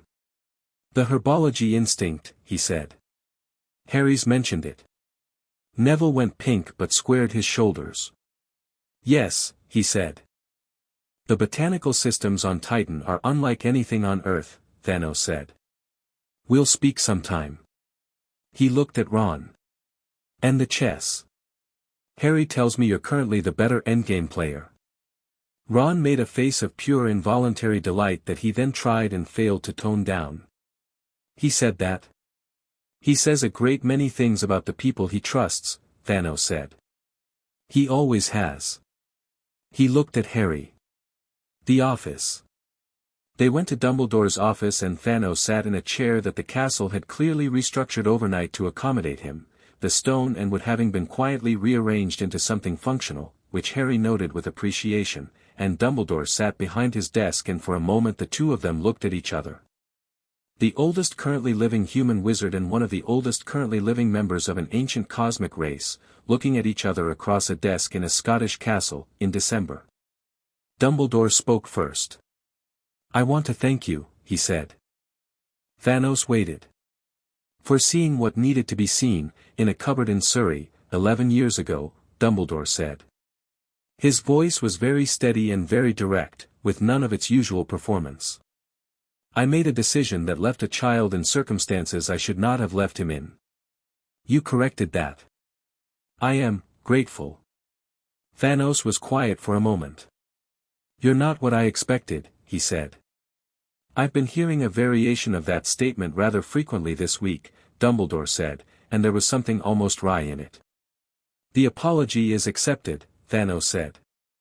"The decision was flawed but the intent was protective. The execution failed. What matters now is what comes after." He looked at Harry. "The boy you got back is not the boy you would have had. He's better." "Yes," Dumbledore said quietly. "I can see that." "He's also not going to follow your plan," Thanos said. "He's going to make his own, and it will work, and it will be better than yours. I suggest you act as a resource rather than an authority." "That has been suggested," Dumbledore said, with a glance at Harry. "He's been telling you," Thanos said. "You should be hearing it from me as well so that you understand the weight of it. When Harry makes a decision, it comes from 11 years of rigorous preparation and a quality of mind that I have rarely encountered in 60 years of traveling the universe. The people on Earth who will try to manage or manipulate him," he paused. "They will find it a very unproductive exercise." "Yes," Dumbledore said. "I've gathered." "Then we understand each other," Thanos said.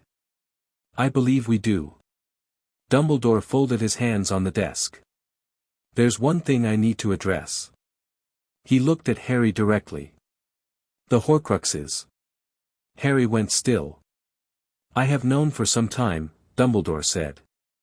"About the nature of what Voldemort did to survive. The full extent, I don't yet know. But I've been researching." He paused. "There is one that I believe you already carry unknowingly. The scar."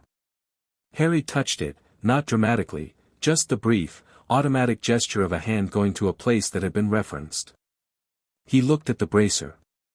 At the soul stone setting, empty still but warm, humming at the specific frequency he'd been learning for months, the frequency he associated with something that had survived a terrible collision and was still, impossibly, intact. "I know," he said. Dumbledore looked at him. "You know. The soul stone has been communicating with me for 3 years about what's in the scar," Harry said. "Not directly, in the way it communicates, which is through resonance and frequency rather than language. There is a fragment of Voldemort's soul in the scar. It's been there since I was 1. He looked at the ceiling for a moment. It's also been kept separate from me by the magic of my mother's sacrifice. They've been coexisting without contaminating each other because the love magic is strong enough to maintain the boundary." He looked back down. "The soul stone, when it settles into the bracer, will resolve it. It's waiting until the conditions are right, until I'm ready to receive what's in there without the Voldemort fragment surviving the contact." The silence in the office was absolute. Fawkes made a sound like a single low note. "You've been carrying that knowledge," Dumbledore said softly. "Yes," Harry said. "And you?" "I'm not afraid of it," Harry said. "I've known for a year what it is and what it means and what the resolution looks like. The soul stone will handle it when it's time and I trust that completely." He looked at the old man steadily. "The thing I needed to hear from you is whether there are others. Other Horcruxes." Dumbledore took a breath. "Yes. I believe there are several. The research is incomplete, I've been working from oblique evidence, but the magical signature of the diary I confiscated from a student 3 years ago was consistent, and there are objects that have passed through this school's orbit with a similar quality. Tell me everything you have," Harry said. Everything. Don't filter it for what you think I can handle. A beat. I can handle all of it. They talked for 2 hours. Thanos was silent for most of it, which was its own kind of contribution. The quality of attention that a being of his presence brought to a room was clarifying, like good acoustics in a concert hall. Dumbledore laid out his research with the systematic thoroughness of someone who had been waiting for someone worthy of it to share it with, and Harry asked questions that moved the framework forward with each one, and by the end of it they had a working map, incomplete, requiring filling, but structurally sound, of what needed to be found and what needed to be done. The diary. A ring. A locket. A cup. A diadem. The snake. The scar. 7. A terrible, deliberate number, because Voldemort was nothing if not thorough in his obsessions. The diary is destroyed, Harry said. Confirmed?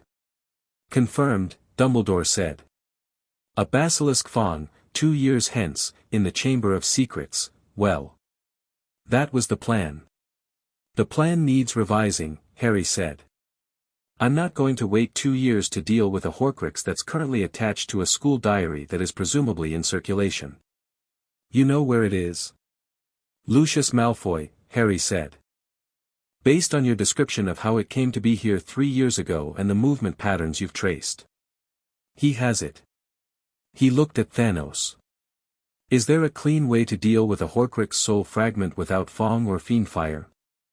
The Reality Stone, Thanos said immediately. When it settles. The editing capacity is absolute, a soul fragment is a construction of dark magic and intent, and the Reality Stone does not honor constructions it's asked to rewrite. Timeline? Harry asked. Spring, Thanos said. At current approach rate. March, possibly April. Good. We'll deal with the diary in spring. Harry looked at his list. The ring is in Little Hangleton. Dumbledore, you were going to retrieve it yourself at some point. Yes, Dumbledore said. Don't, Harry said. The ring has a curse on it. The resurrection stone is embedded in it and the curse is tied to that. Wait for me.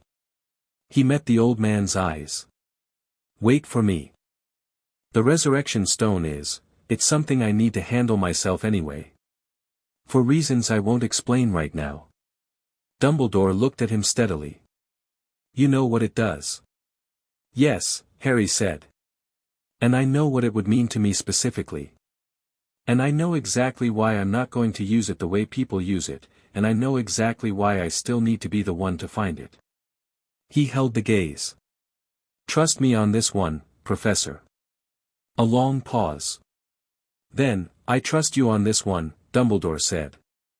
Thank you. Thanos looked between them with an expression that Harry read as something he had very rarely seen from Thanos, a kind of genuine, quiet satisfaction. Not triumph. Something warmer. The expression of someone watching a thing they built out of broken material become exactly what it was always supposed to be. Harry didn't look at it directly. He'd learned, over years, that Thanos's pride was like a strong light, best appreciated without staring into it. He just felt it, the way you feel warmth from a fire you're sitting beside. The week before Christmas break developed its own rhythm. Thanos held court in the Great Hall at breakfast on Saturday morning, which was not a planned event but became one when the initial cautious approach of curious students expanded into something that had the quality of a genuine gathering. The man's conversation style, once people got past the initial adjustment, was extraordinary.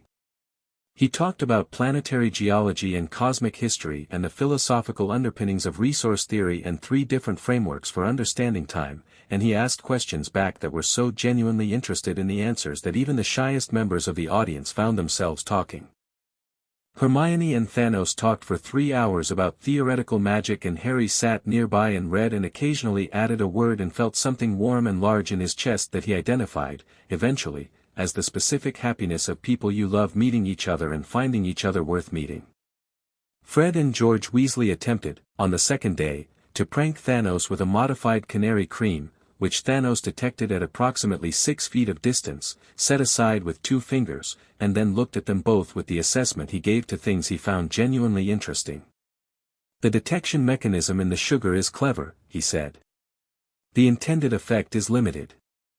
What would happen if you altered the triggering compound to respond to magical signature rather than ingestion? Fred and George looked at each other. Then at Thanos. Then at each other. He just improved the prank, George said. He absolutely just improved the prank, Fred agreed.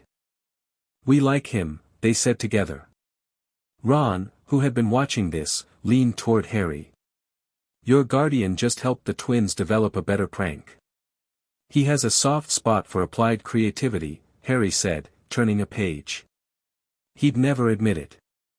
Ron looked at Thanos, who was now sketching something on a piece of parchment that Fred was holding while George took notes. Does he know they're going to use this to drive Percy absolutely mad? He's assessed the social dynamic of your family in considerable detail over the last 2 days, Harry said. Yes. He knows. Ron made a sound of pure delight.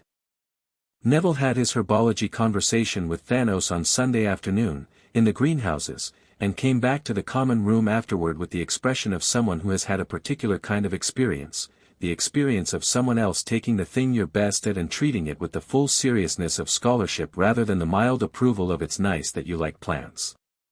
His shoulders were different. Everything about how he occupied space was incrementally but genuinely different. He sat down beside Harry and was quiet for a moment. He said Titan's crystalline formations have a root growth pattern equivalent that I might be able to study through existing models, Neville said. And that the magical biodiversity on Earth is so understudied that anyone working seriously in it could contribute significantly to the field within a decade. Yes, Harry said. He wasn't just being kind, Neville said. No, Harry said. He's never just kind. He's accurate. Neville sat with this for a moment. Then, quietly, I want to be a herbologist. Not as a hobby.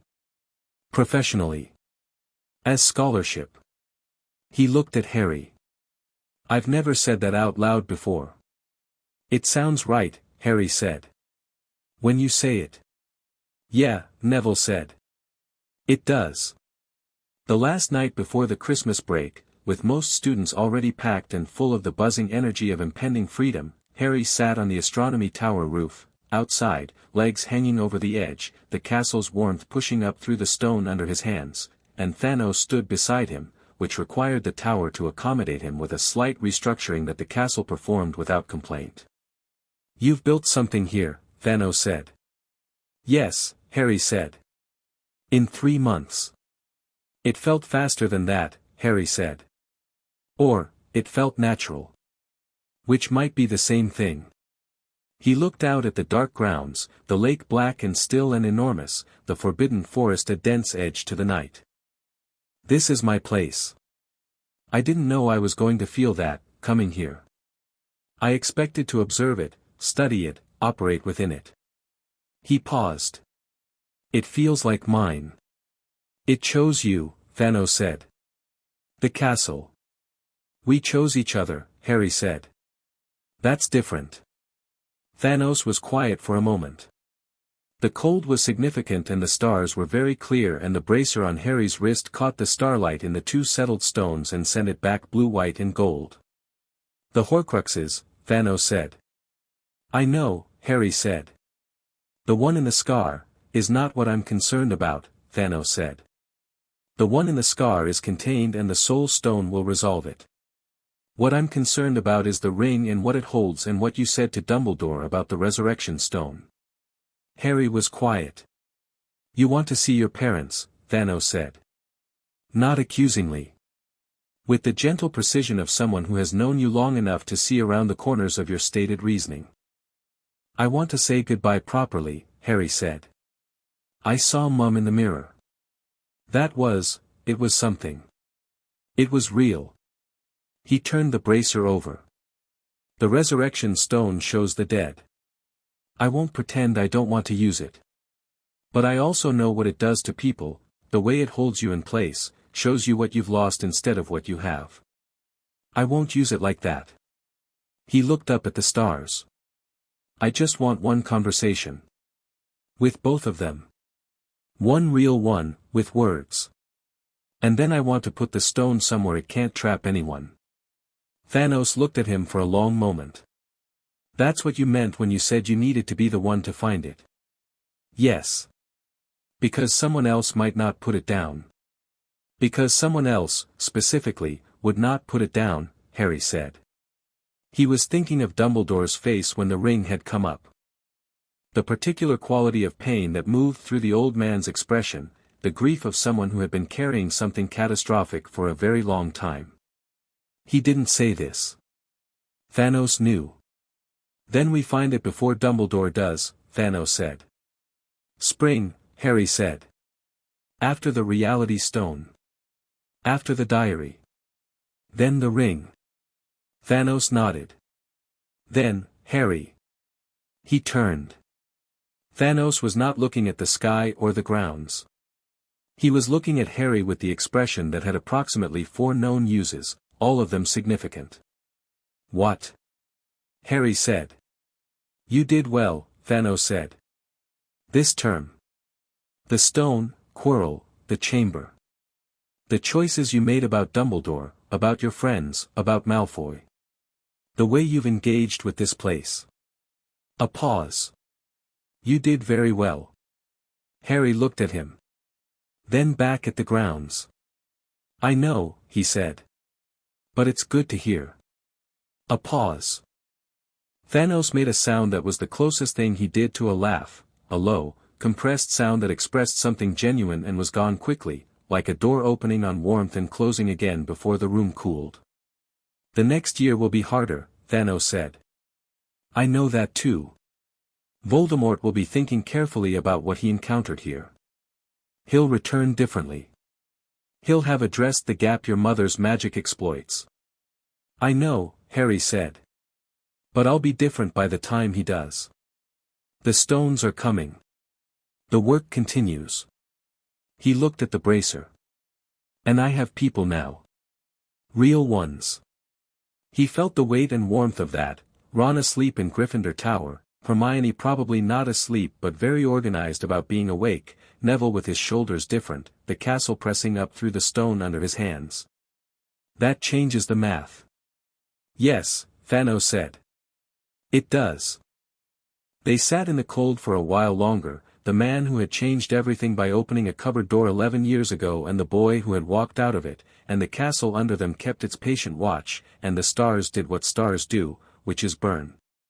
Chapter 6, The Shape of Things That Will Not Break. March came to Hogwarts sideways, the way Scottish March always does, not the clean arrival of spring but the argument before it, cold and wet and intermittently lit by days so clear and bright they felt like promises the weather wasn't quite ready to keep. The grounds were muddy at the edges and the lake was restless and the forbidden forest had that particular pre-spring density, everything still compressed and waiting. Harry noticed all of it. He noticed everything now, which was less about the Mind Stone's settled clarity and more about the fact that he had a place that was his, and when something is yours you pay attention to it differently than you pay attention to things you're merely passing through. He was sitting on the roof of the astronomy tower at 6 a.m, his thinking spot, which everyone who knew him had accepted the way you accept a friend's inexplicable but consistent habits, when the reality stone arrived. It didn't announce itself. It settled into the bracer's third setting with a warmth that was deeper than the others, a warmth that felt like the particular quality of light just after sunrise when everything looks briefly like it could be anything. He sat with it for a full 10 minutes, not doing anything, just feeling the way his perception of the world shifted, not enlarged, not accelerated, but rewritten at its deepest level. Things were not fixed. Things had always been not fixed. The reality stone simply made that truth directly available rather than theoretical. He opened his eyes. The tower roof looked the same. The sky looked the same. But everything felt provisional now in a way that was not frightening but clarifying, like finally understanding the grammar of a language you've been speaking by instinct. Free, he thought. Good. He went to breakfast. Ron noticed the bracer at breakfast before Harry said anything, because Ron noticed things before they were announced when they were things that mattered. He looked at the third stone for a moment with the chess player's eye he brought to situations, assessing, not reacting, and then said, "That's new." "This morning," Harry said. "How do you feel?" "Like everything is an option," Harry said. "Which it always was. I just know it better now." Ron considered this over his eggs. "That sounds either very freeing or extremely destabilizing, depending." "Bit of both," Harry said honestly. "I'll calibrate."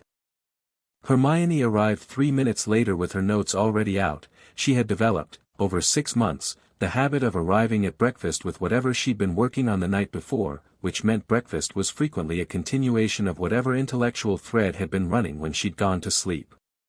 She sat down, looked at the bracer, and made the specific sound she made when something she'd been calculating arrived earlier than projected. "The timeline in our last framework," she said immediately. "Moved up," Harry agreed. "We can deal with the diary now rather than waiting for a better window. The reality stone makes the soul fragment straightforward." "The Malfoy problem," Hermione said. "Not a problem," Harry said. "An operation."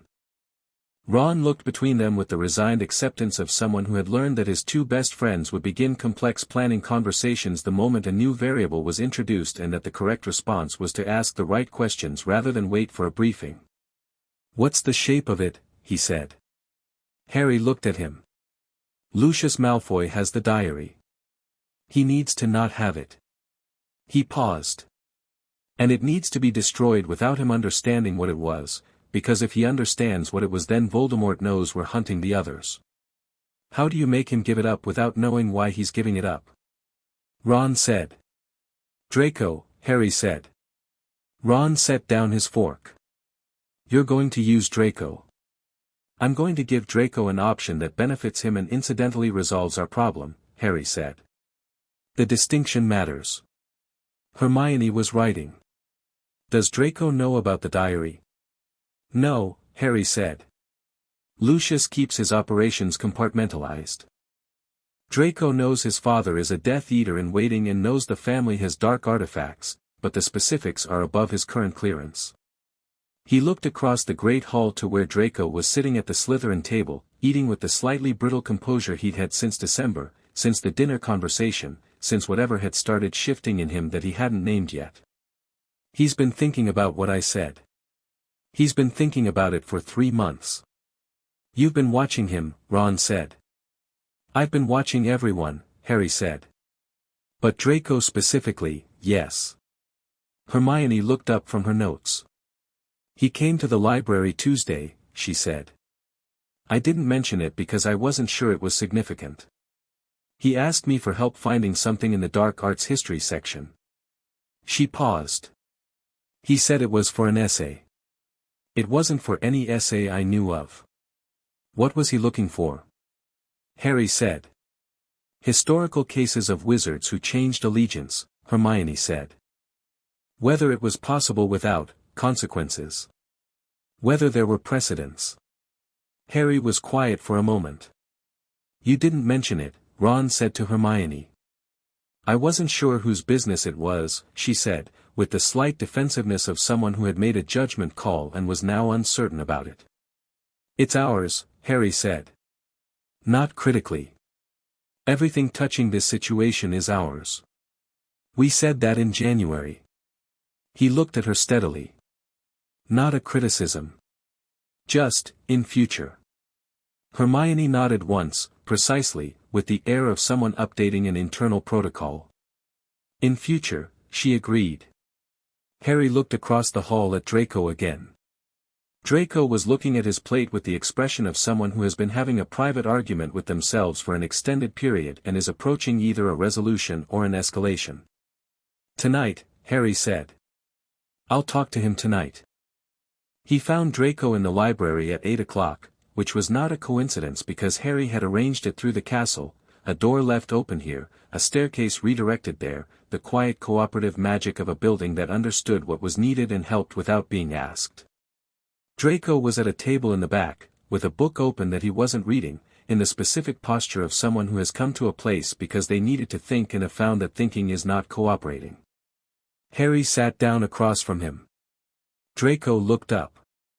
Something crossed his face, surprise, and then the performance of not being surprised, and then, because Harry had been consistently unimpressed by the performance for 6 months, the performance dropping into something more direct. "Potter," he said. "Draco," Harry said. A pause. "You arranged this," Draco said. "The library being unlocked, the corridor I usually take being blocked, yes," Harry said. Draco looked at him for a moment with those sharp pale eyes. Then he closed the book. "What do you want?" "I want to help you with a problem you're working on," Harry said. "And I want something in return. I'm going to tell you both things so you know exactly what the exchange is." Draco paused. "That's not how my father negotiates." "I know," Harry said. "I'm not your father." A silence. Draco's hands on the closed book were very still, the stillness of someone controlling their response carefully. "What problem," he said, "do you think I have?" "You want out from under your family's allegiance to Voldemort," Harry said. Simply, directly, without drama. "You've been working out whether it's possible since December. You're worried about what it would cost your mother. You're worried about what would happen to you if Voldemort returns and you're on the wrong side of it. And you're worried about what it means about you that the option exists and you're considering it." Draco stared at him. "That last one is the hardest one," Harry said. "You've been told your whole life what you are. Changing what you are feels like admitting what you were was wrong, and the people who told you what you were are your family and you love them even when they're wrong." He met the pale eyes steadily. "I know. That's a real thing. I'm not dismissing it." Draco was very quiet. The library existed around them in its dense, papery calm, the shelves high and dark and the sound of distant footsteps elsewhere in the building. "What do you want from me?" Draco said, and his voice was lower, and the performance was almost entirely gone. "Your father has an object," Harry said. "A diary. Old, probably black, with a hole in it. I need it." Draco's expression shifted, recognition, then calculation, then a careful neutrality. "He has a lot of objects. This one specifically," Harry said. "You don't need to know what it is. I need it retrieved without your father knowing it's been retrieved intentionally. A substitution, a misdirection, whatever method you think will work." He paused. "You know his collection better than anyone. If he found out, he won't," Harry said. "Not from my end.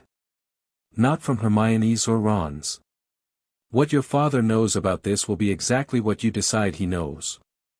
He looked at Draco. "You're smarter than he gives you credit for. You know you are." Draco looked at the table for a moment. Then back up. "And what do I get?" "Protection," Harry said.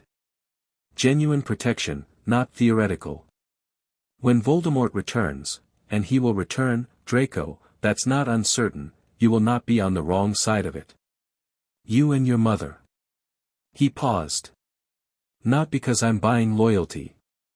Because I'm offering a version of the future where you chose something real before it was forced on you. That matters. The choice matters. My father, your father has made his choices," Harry said. "You're being given the chance to make yours." He held the pale gaze. "What Lucius Malfoy wants you to be is not what you have to be. I told you that in December. I meant it." Draco looked at him for a long time. His face was doing the thing Harry had been watching it do for months, the slow, effortful process of someone dismantling a framework they were raised in and finding out what's underneath it.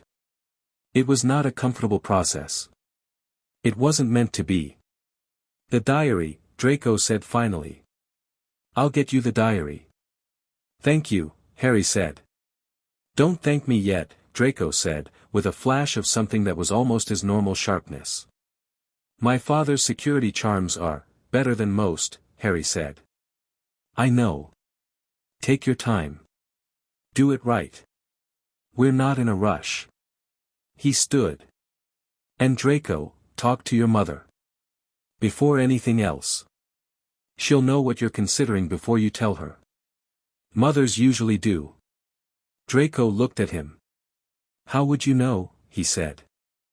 It came out more quietly than he'd intended, without the edge he'd aimed for. Harry looked at him steadily. I know what it is to not have one, he said.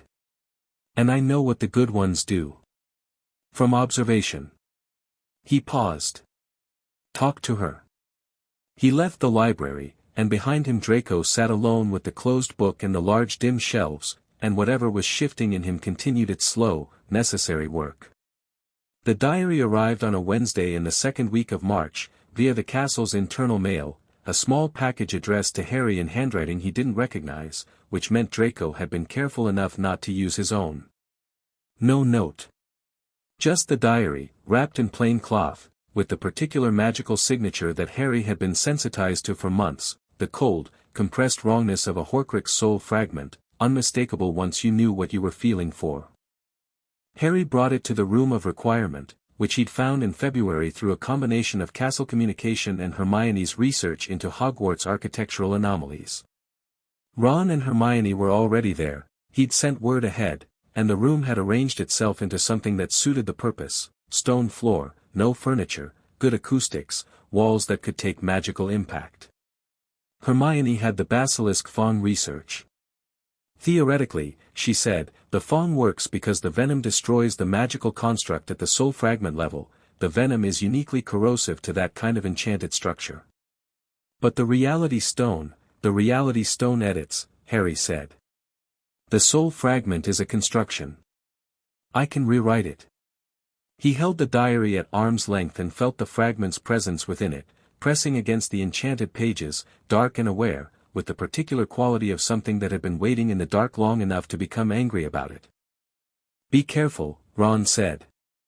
He was standing to the left with his wand drawn, not because he thought he'd need it but because he'd decided it was the right posture for this situation, and Harry had long since stopped telling Ron his instincts about posture were excellent. Always, Harry said.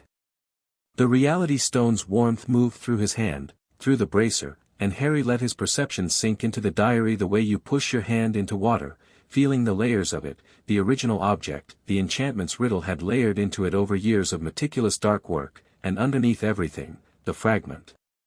A shard of a soul, genuinely, the particular quality of it was horrible and fascinating simultaneously, the way certain things are when they're the product of someone brilliant doing something completely wrong. Voldemort's brilliance was undeniable. What he'd done with it was the problem.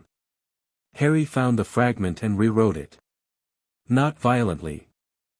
The reality stone didn't do violence exactly, it did correction, which was in some ways more absolute.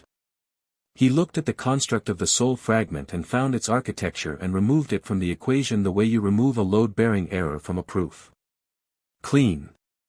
Precise. Final. The diary made a sound. Not a scream, more like the particular sound of something releasing, the way old wood sounds when a joint that has been under tension finally lets go. He set it down. The three of them stood around it for a moment. Done. Ron said. Harry put one hand near the cover without touching it, feeling for the cold signature. Gone.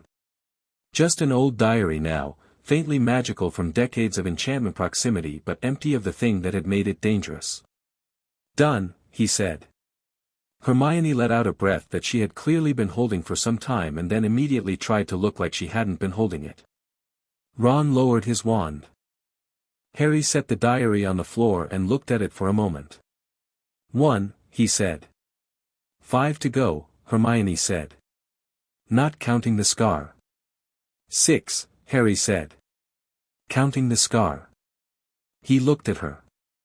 We count all of them. She nodded. 6, she said. Counting the scar. The ring came in April, on a Saturday, which Harry had chosen deliberately because Saturday had a quality of permission to it, the term's weekly permission to do things that weren't scheduled, which meant fewer people noticing departures and fewer questions about returns. He went alone.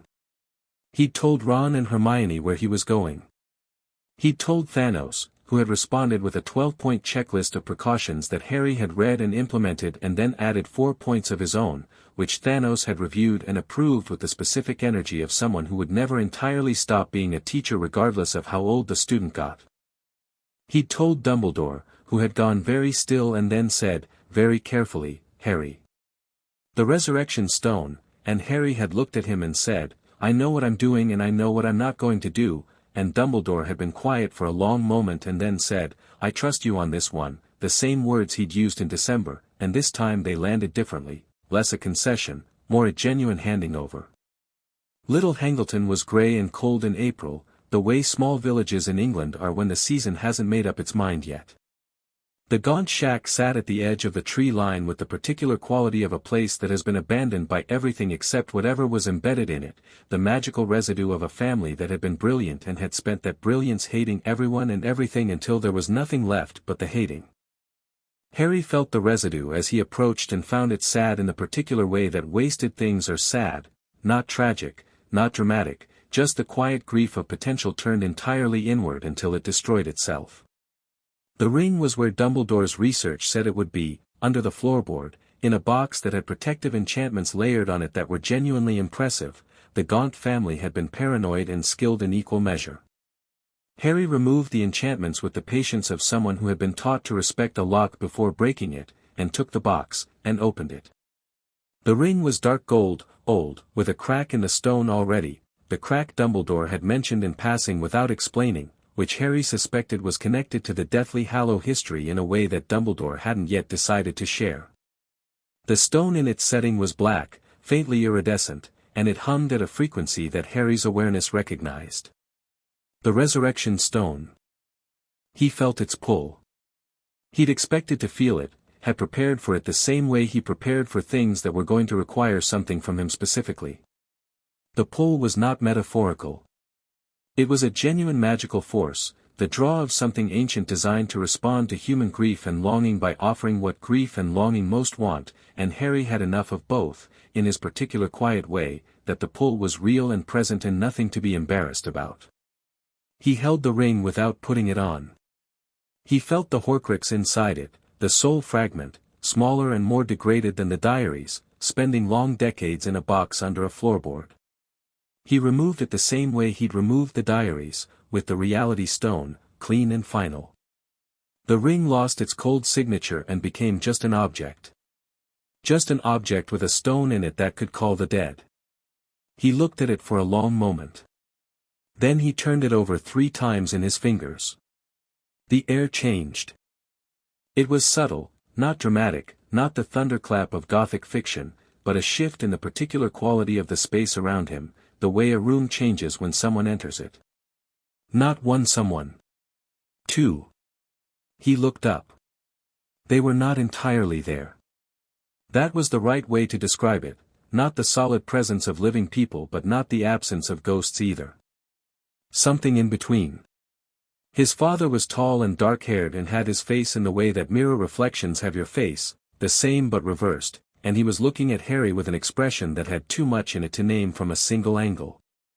His mother she was the woman from the mirror, but different, because this was not the mirror. This was here, this was the cold April air and the grey Hangleton trees, and she looked at him with those green eyes that were his eyes and her expression was warm and clear and completely, entirely hers. Harry was quiet for a moment. Then, "Hi," he said. Not "Hi Mum" or "Hi Dad." Just "Hi," because he was not going to perform the scene and because they were close enough to the truth, all 3 of them, that the smaller word was the right one. His mother smiled.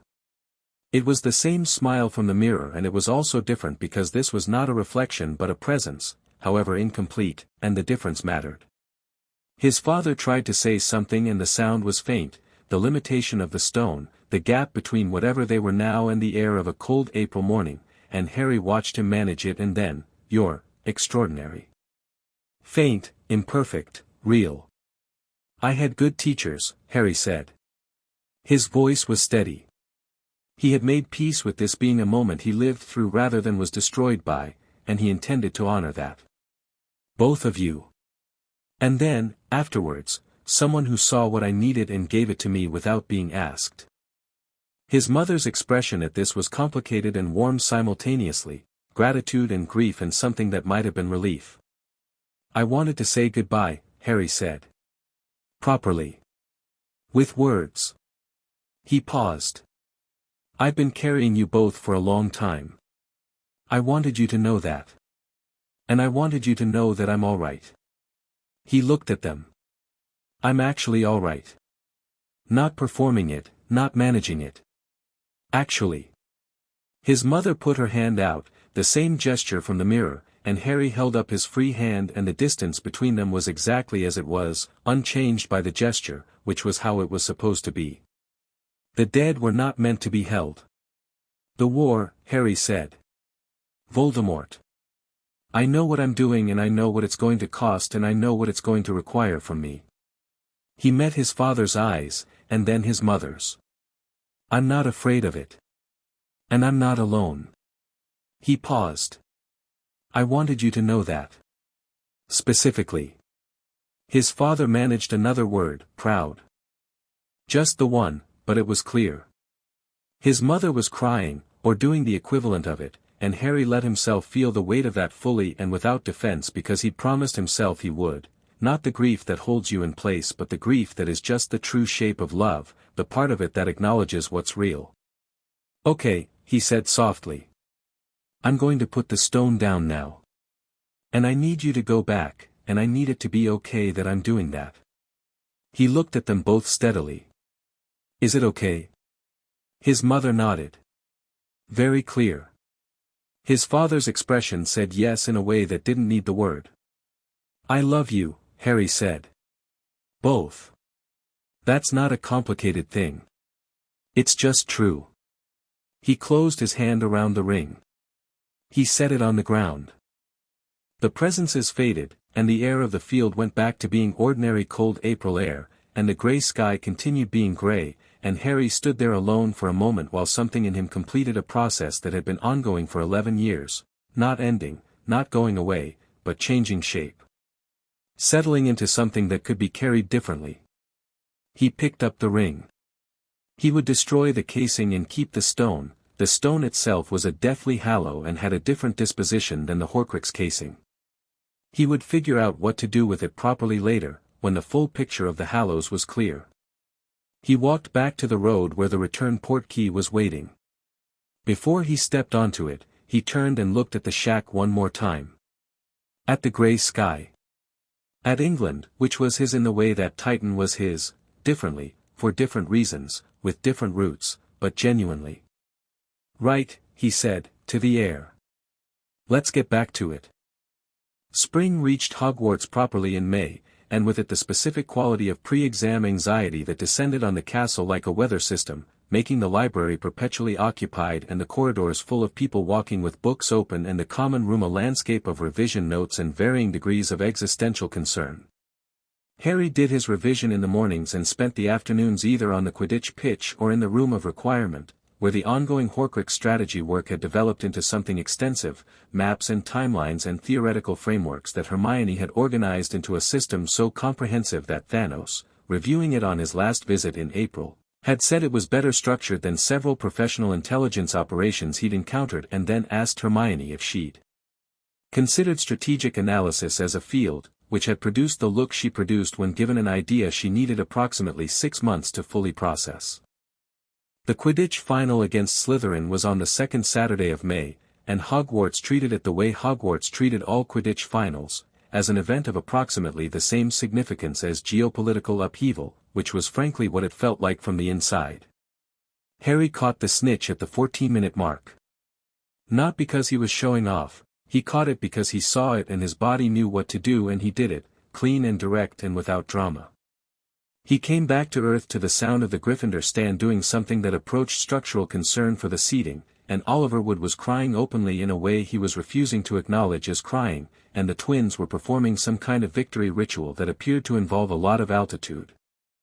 Ron and Hermione were in the stands, and when Harry landed and looked up Ron was making an expression of pure, uncomplicated joy that was one of the best things Harry had seen all year, and Hermione was clapping with the emphatic precision she brought to things she genuinely felt and was choosing not to underplay.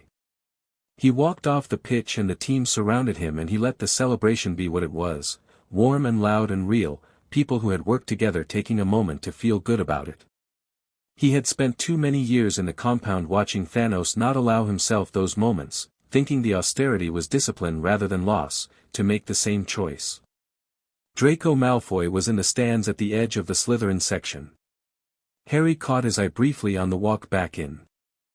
Draco gave him a look that was not exactly congratulatory and not exactly hostile, something more complicated, a look that said things were still in motion, which was accurate, and that he was watching, which was also accurate. Harry nodded once. Draco looked away. But the line of his shoulders was different from how it had been in September. 2 weeks before the end of term, something happened that Harry had been expecting and had still not entirely mapped in its specifics. Voldemort made a move.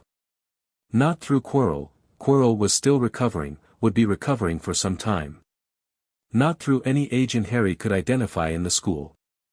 Instead, through a vector Harry respected for its intelligence, a letter, delivered to Lucius Malfoy, that contained enough coded information for Lucius to understand that his master was not gone, not finished, and was aware that something had happened to his contingency at Hogwarts. Harry knew about the letter because the castle knew about the letter. The castle had extraordinary information access when it decided to use it and had been, since November, using it in a specific direction. The letter had come through the Malfoy family owl and the castle had tracked it, and when Harry sat against the wall in his usual tower spot and opened his awareness to the building, the information was simply there, clear and present, like a detail that had been waiting to be requested. The content was sparse. Voldemort was not writing in any conventional sense. This was magical impression more than letter, an imprint of intent and awareness through the dark mark's residual network. What it communicated was essentially, I know what was done. I know who did it. I am thinking. Harry sent it to Thanos via the communicator. The response came back in 7 minutes, he's recalibrating. The move will not be tactical. It will be philosophical. Explain, Harry sent. He encountered something he had no framework for. Before acting again he needs to understand it. He is not the kind of being who acts twice from the same position of ignorance. The next engagement will be entirely different. Harry considered this for a long time. How long? A year. Possibly 2. He needs a body and he needs a plan that accounts for you. Both take time. Good, Harry sent. We'll use the time. He put the communicator away and sat with the implication of it.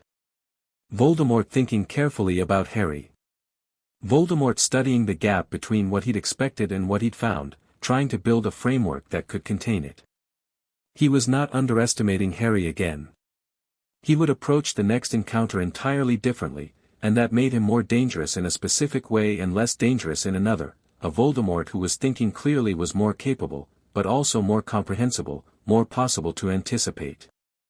The philosophical Voldemort, Thanos had said. The one who would come to Harry not with brute dark magic but with arguments. With offers. With the particular kind of approach that recognized equal quality in the opponent and tried to find the terms on which they might agree. Harry thought about the chamber conversation. About the cold presence's genuine curiosity when Harry had acknowledged his capability and critiqued his direction. About the way it had listened. This was going to be genuinely interesting.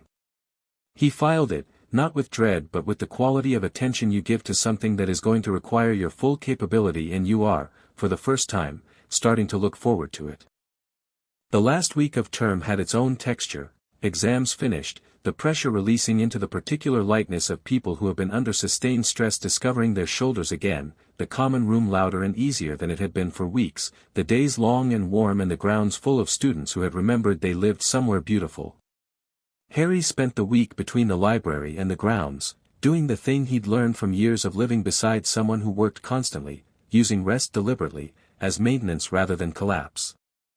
He flew for the pleasure of it, the nimbus tracing clean arcs over the pitch with nobody timing him or watching his approach angle, just the feeling of altitude and wind and the particular quality of the world from 200 feet up when it's nobody's responsibility but yours.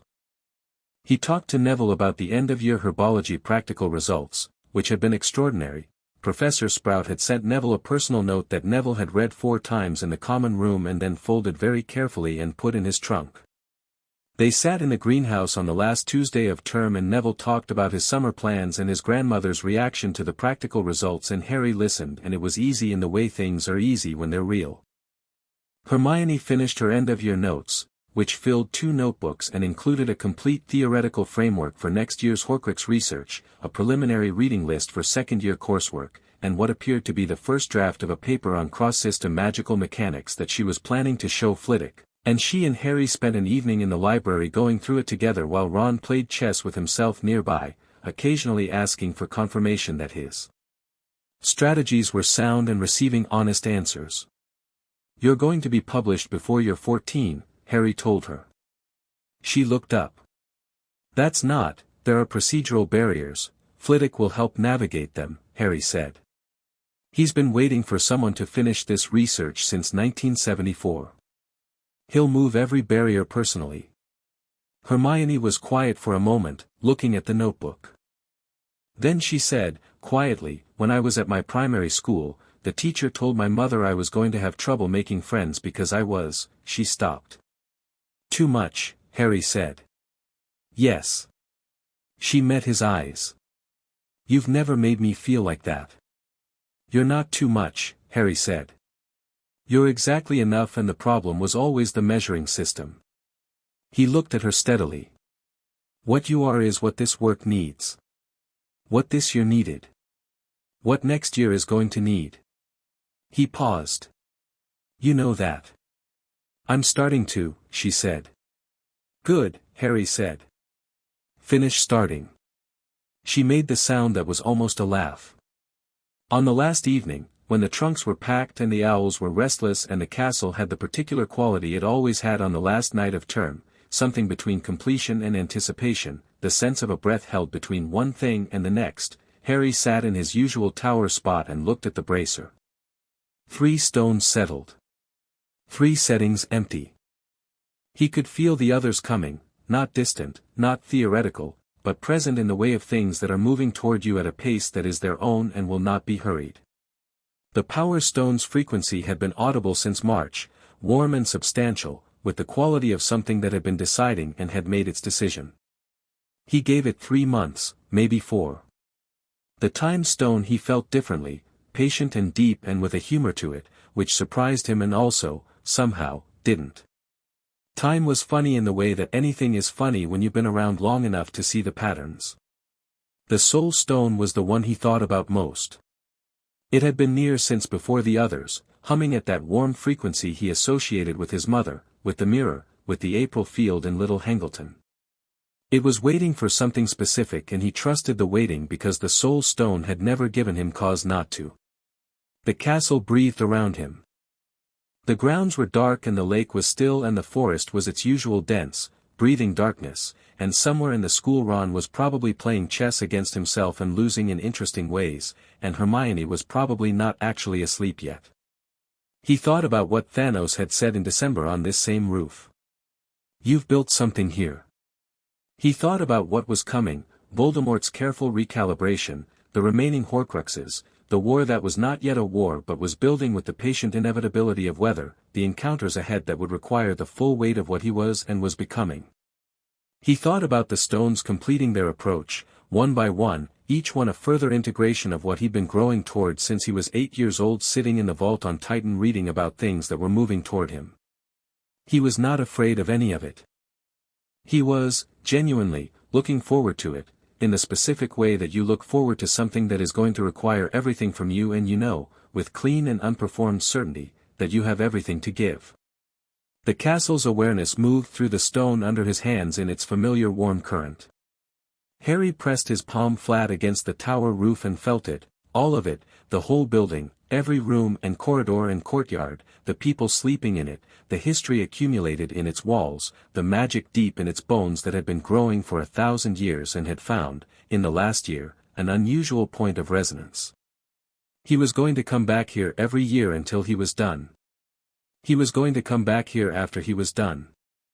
He was going to stand on this roof many more times, in the particular quality of late-night quiet that was his best thinking space, with the stones eventually all settled in their settings and the war eventually finished and his friends eventually transformed by the years into whatever they were going to be, and he was going to look out at the grounds and the lake and the forest and feel exactly this specific warmth, this particular sense of a life that was genuinely, completely his. The bracer warmed on his wrist. 3 stones, constant and bright. 3 more coming. 1 more year beginning. He smiled at the dark grounds, the empty sky, the patient old castle under his hands. "All right," he said. "Let's go." 300 miles to the north, in a forest where a man in robes had been standing still for 6 hours with his hand pressed against the bark of a yew tree and his eyes closed and his expression one of absolute, ferocious concentration, Tom Riddle opened his eyes. He had been thinking. He had been thinking about what he had encountered in the mirror chamber in December, the specific quality of it, the particular combination of old earth magic and something larger, the boy who had spoken to him without fear and with genuine, dispassionate precision. He had been thinking about the bracer and what it meant about trajectory. He had been thinking about the conversation, specifically about the word brittle, which he had never had applied to himself before by someone who was manifestly not trying to flatter him and was manifestly not wrong.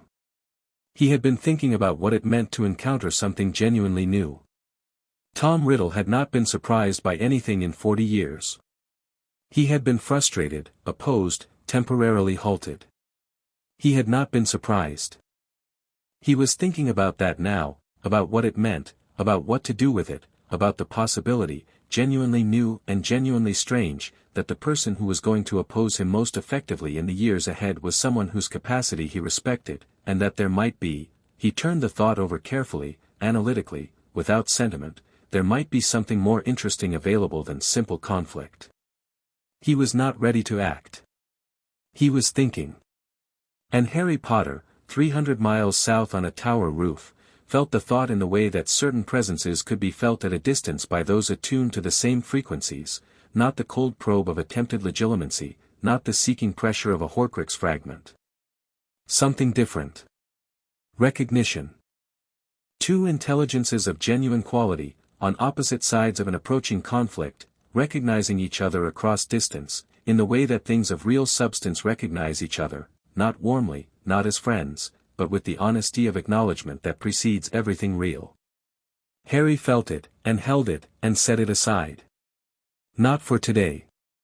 Today was the end of a year, and his friends were in the castle behind him, and the summer was ahead, and the work was ongoing and good, and the bracer was warm on his wrist with 3 stones settled and 3 more coming. Today was enough. Today was exactly enough.